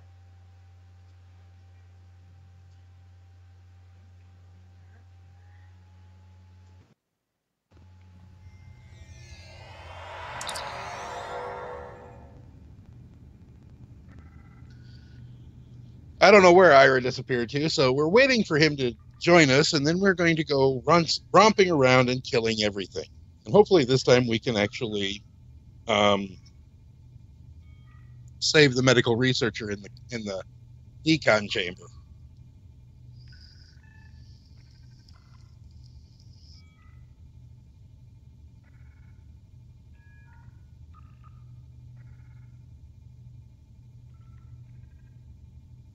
I mean, I hope everybody's enjoying what we're doing tonight. I mean, I know I always enjoy playing with Ira. I mean, he and I have been playing these games together for the better part of 20 years now. And we always have a lot of fun with it. We do occasionally group up with other people, and it is interesting because he does all the typing, I just fight.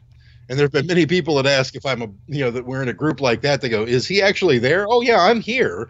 It's very difficult for me to actually talk, type in the middle of a fight and, keep track of the chat boxes and everything like that. I much rather deal with talking than actually typing.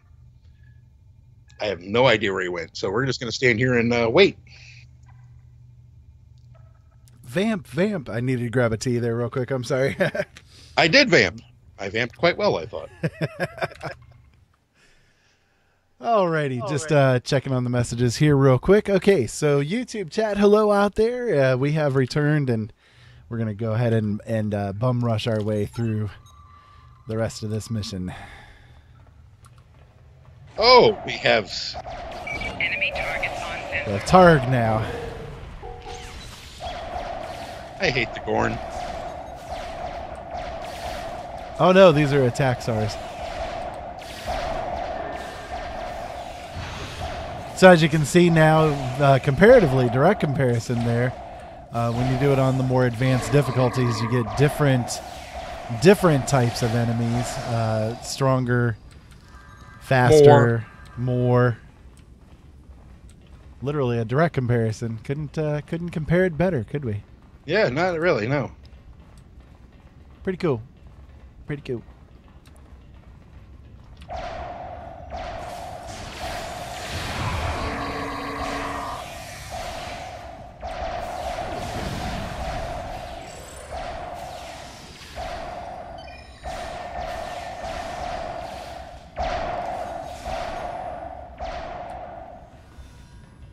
They're dead, Jim. It's worse than that. They're dead, Jim. Dead, Jim. Dead, Jim. Star trekking across the universe. On the Starship Enterprise under Captain Kirk. Oh, really? I can do that too. What?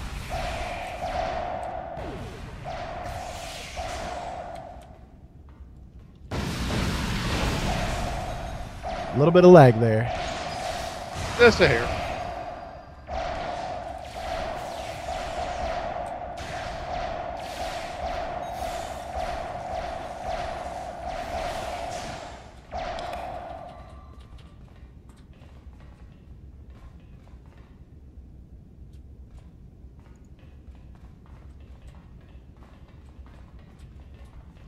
Okay, you ready? So we can get in here and get this guy within 35 seconds? Yep.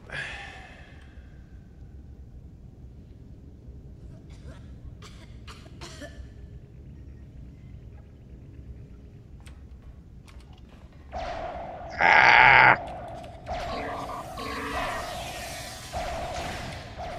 Enemy targets on sensors. Keep him busy. There we go. Got him. Cool. Got an accolade out of that. Yep. That's not an accolade I've gotten before. Oh, ain't he a big one?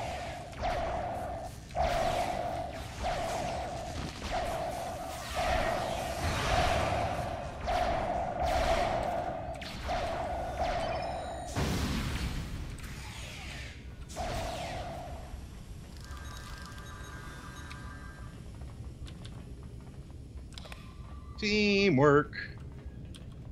Thank you. He's usually in the main lab. Follow the corridor past the cold storage and the gene samples. You can tell you're in the lab because there's a lowered section to provide space for the computer cores. Be careful. The Klingon captain is probably there. Alrighty. Shall we? We shall.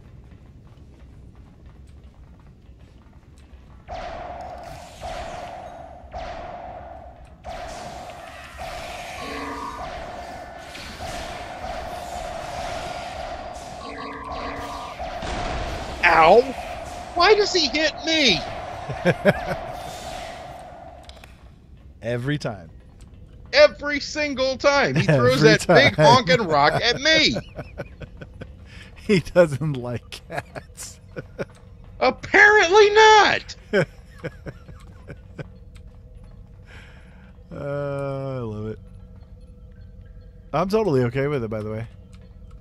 Yeah, you would be. I don't want him knocking my ass around.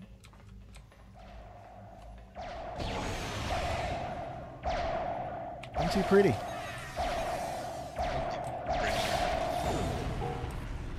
Knocked right upside the head. Oh.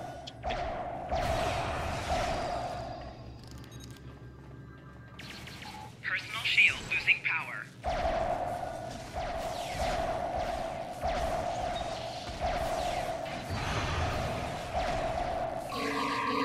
Oh, you gonna bring that batleth at me? I don't think so.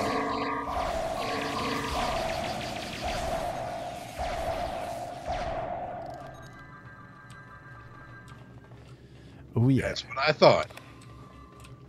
Gonna bring that batleth at me? I don't think so. We are grateful for your assistance. If the Klingons are doing augmentation research, you have to find out where they are doing this work and put a stop to it.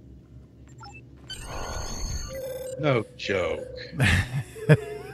Whole lot of nothing. Message from the Scottsdale. A Klingon vessel is approaching at high warp. I suggest we return to the ship. If we can intercept any of their communications or get access to their logs, we might be able to find their point of origin and figure out where the Klingons are doing their research. Well then. Off we go.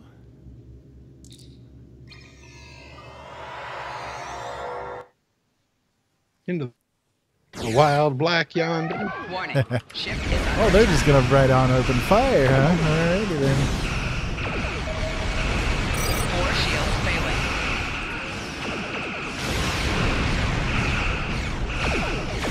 Target's shields have failed. Right shields failing.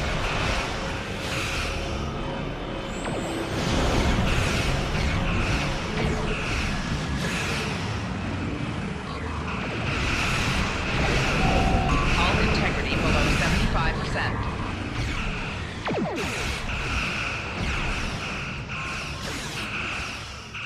Target's shields have failed.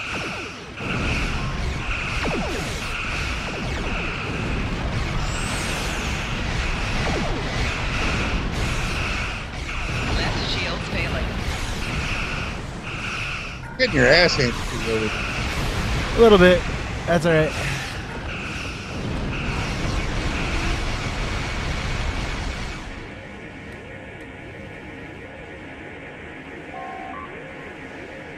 Hello, Scan face. is complete, sir. Captain, the Klingon ship is hailing us again, putting it on screen. Do you think you can defeat Captain Earthog and then slink away? Warning. Ship is under attack. A good day for you to die is the Hull accolade that we got. integrity below Ow. 25%. Ow. Ow. Sir, I found something interesting on my face. In the Klingons' computer banks, I don't get it. There's a communique ordering them to bring the biometric gel from the Corvat research facility to a location on Historia.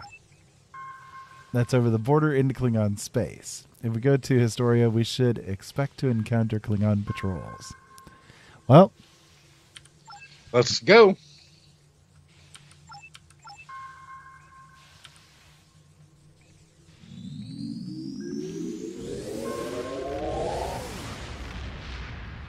Where are you going? You're going the wrong way. maybe you're going the wrong way. You ever No, think of I'm that? the one that can actually see. You ever think of that? Maybe you're going the wrong way. Hopefully it doesn't disconnect me. It looks like it might. I'm going slow too. There, just jump to 30. Okay, there we go. Come on, Joe. I'm waiting for you.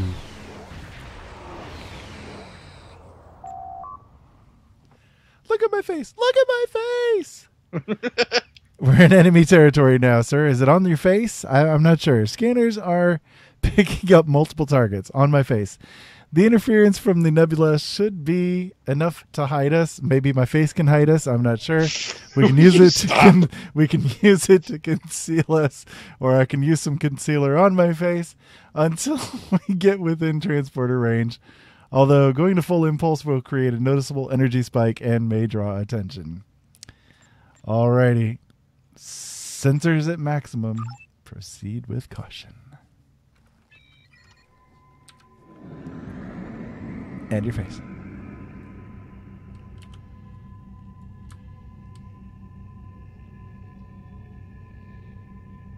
You're coming right for us.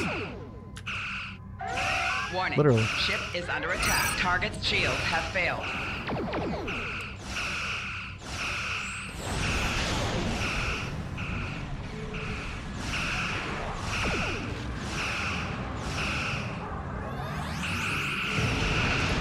Oh, that was a big hit. Yes, it was.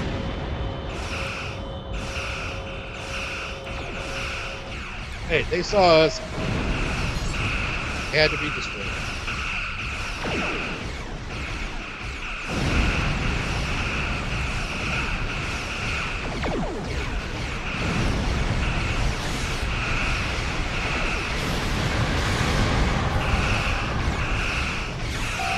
Target's shields have failed.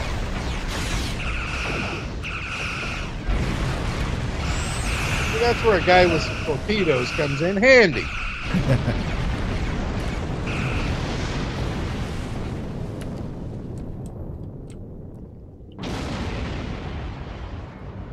care of that shit. Hitting me with that green shit.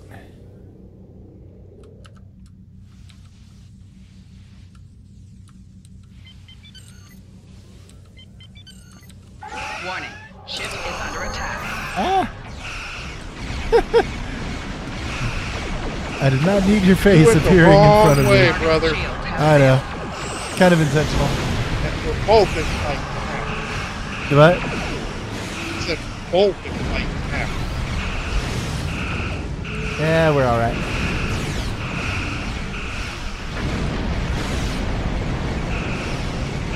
I have my face to, or I have her face to protect me.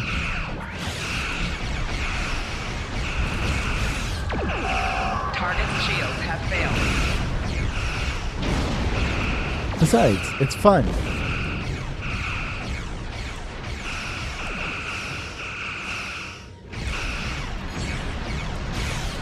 It's a good day to die.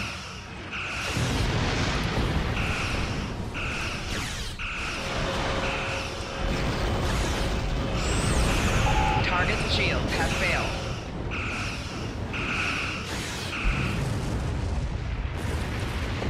Indeed. I'm coming to save you. Save me? I'm coming to save you. Whatever.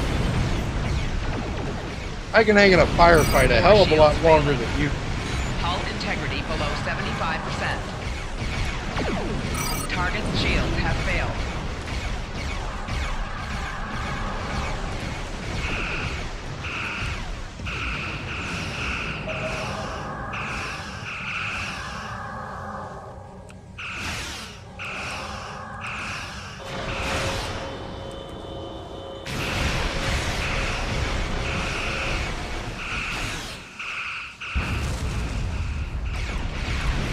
I has rescued you, Joe.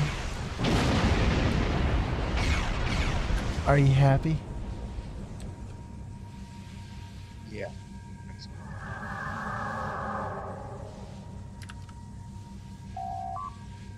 Okay, so I guess we can beam down. If you desire.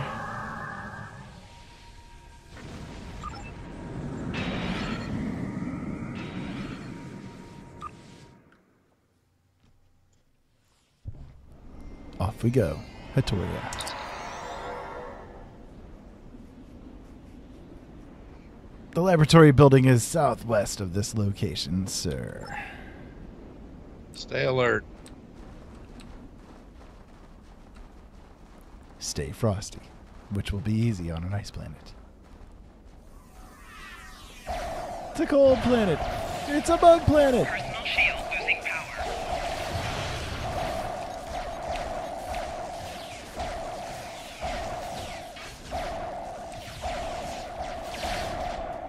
Get that damn fat left out of my face, boy.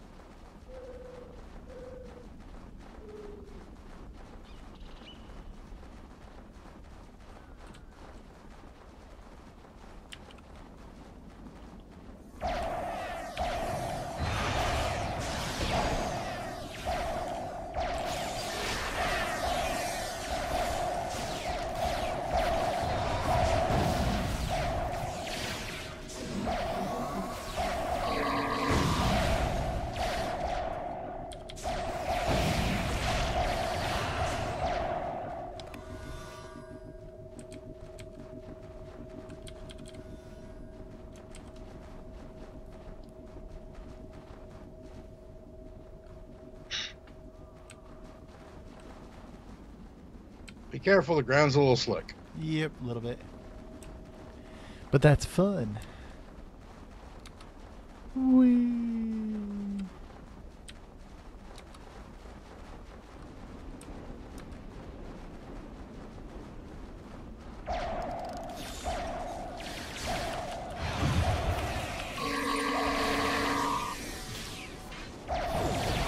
Enemy targets on sensors.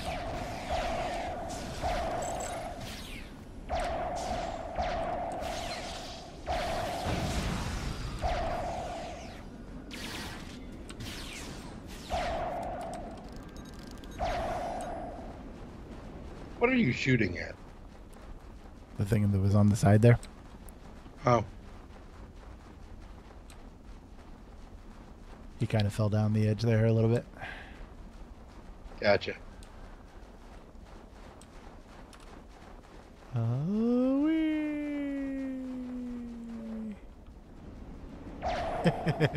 even the Klingon went sliding.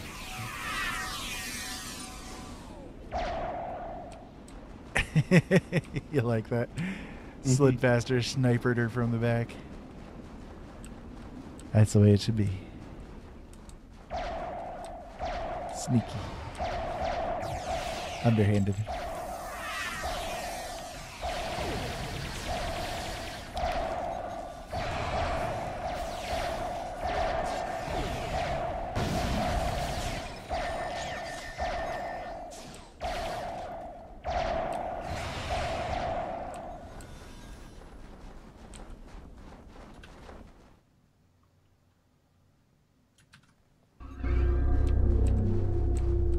You're a little late on the triolic enhancer there.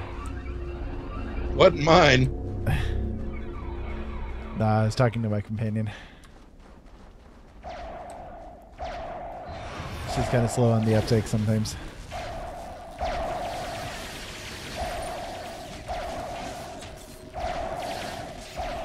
Flanking damage detected.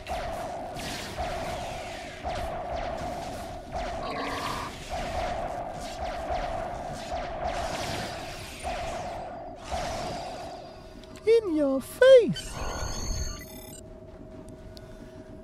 Alrighty. Entering lab. Notice we won't slide around.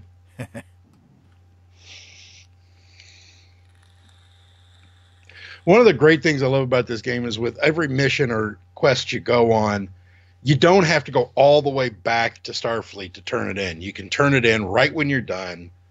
And there's no running all the way back out of dungeons. You just beam out. Yeah, exactly.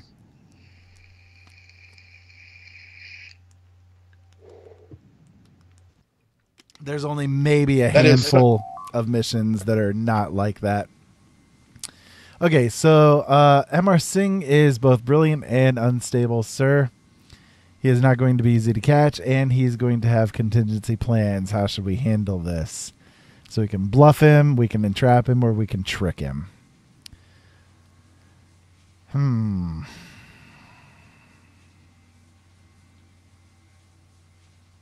Well, it's up to you. I say we entrap him. Okay, we can do that.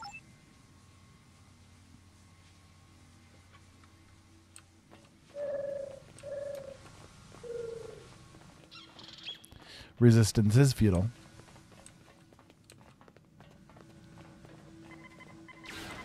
Enemy targets on sensors. Ow. Hey, they're like rock guy goes with throwing the rocks at you again.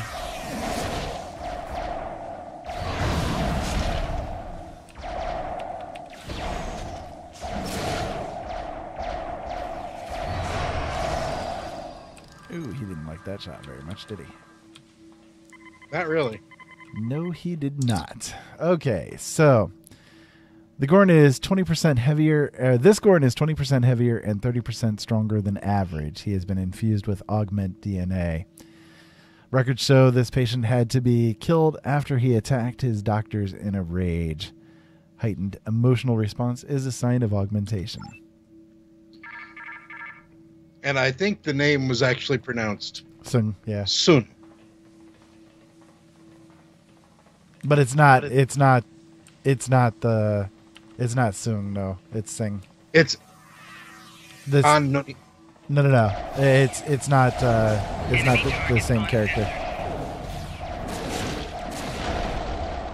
Whoa! Kinds of fun here. Yeah. Enemy combatants in close proximity. think? He's only in my face. Literally pounding his fist into my nose. He's in close proximity. Yeah. Thanks, computer. Advanced, augmented, crazed Gorn. Yeah. Anyways, no, the character, the Aman Singh is not the not a descendant of Khan Noonien Yang Sung or anything like that. No. Trek order readings indicate this Gorn's body was infused with human augment DNA. He did not survive the procedure. Poor guy. Too bad for him. So we now bypass the security system. Working. Security system bypassed. Speak with Amar Singh.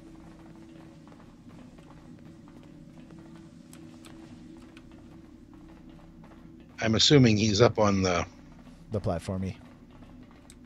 The platformy? The platformy.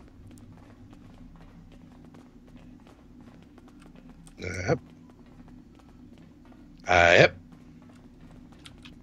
Starfleet officers coming here to stop me? You should thank me. I'm close, so very close this time. Humans weren't quite right. Vulcans were too analytical. It has taken me hundreds of tries to get it right. But this time I've got it. Combining several different species will create the perfect race. We will rule the galaxy.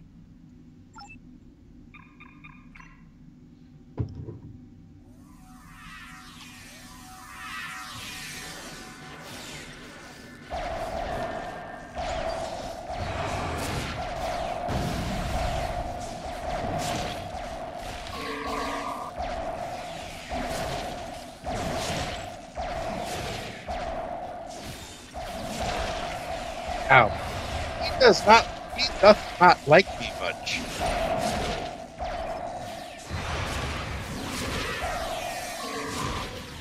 Enemy combatants in close proximity. No joke.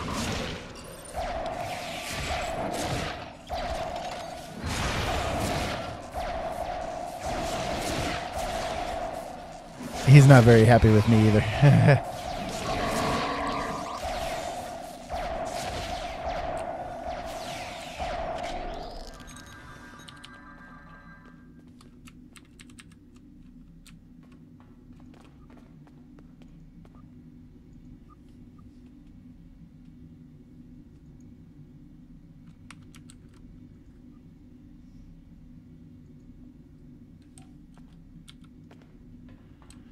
Alrighty.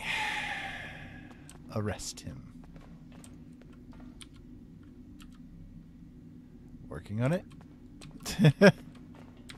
Are you talking to him or something, or? Yeah, hang on. I'll exit. You can do it. It says talk to Amar Singh. I don't understand. How did you trap me? I'll answer your questions, but only for as long as it suits me. I'm bored with this. I'm done answering your questions.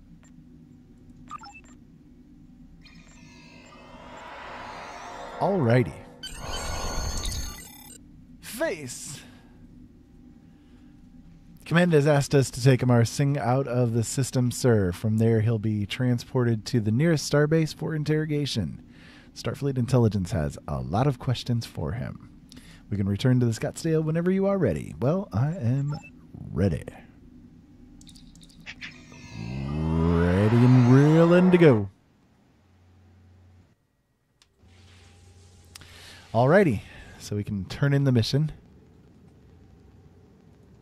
I never expected you would find actual augment research. Starfleet will keep a close eye on this situation.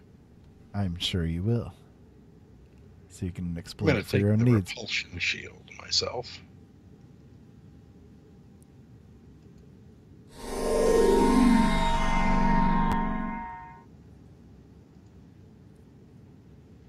Yep, I believe I will too. Congratulations, Lieutenant Commander. And now we have the rank 3 commander ability. So very cool. Very cool. All right. So. Okay. What are you talking about? Ray? Starfleet intelligence needs your help.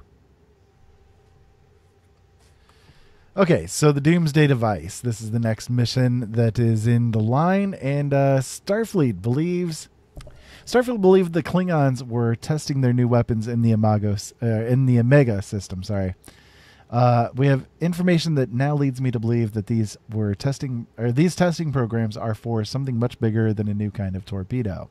Starfleet intelligence has received a message from someone claiming to serve in Ambassador Bavat's personal force. This source says the ambassador's research is complete and that he is planning on using some sort of a doomsday weapon on Federation worlds.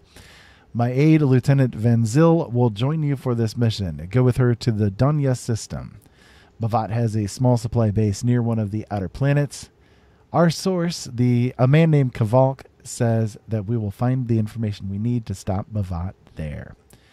Now, I will say with that, we'll go ahead and stop for the evening because we've been at it for quite a while tonight. And this would probably be a good place to go ahead and stop for the evening because we're going to start the new line of missions from here. I'll go ahead and start auto-navigating my way over there. But, yeah, hopefully you guys enjoyed tonight's show. We had a lot of people tuned in. That's very cool. So hopefully you all enjoyed watching us as we do our thing here.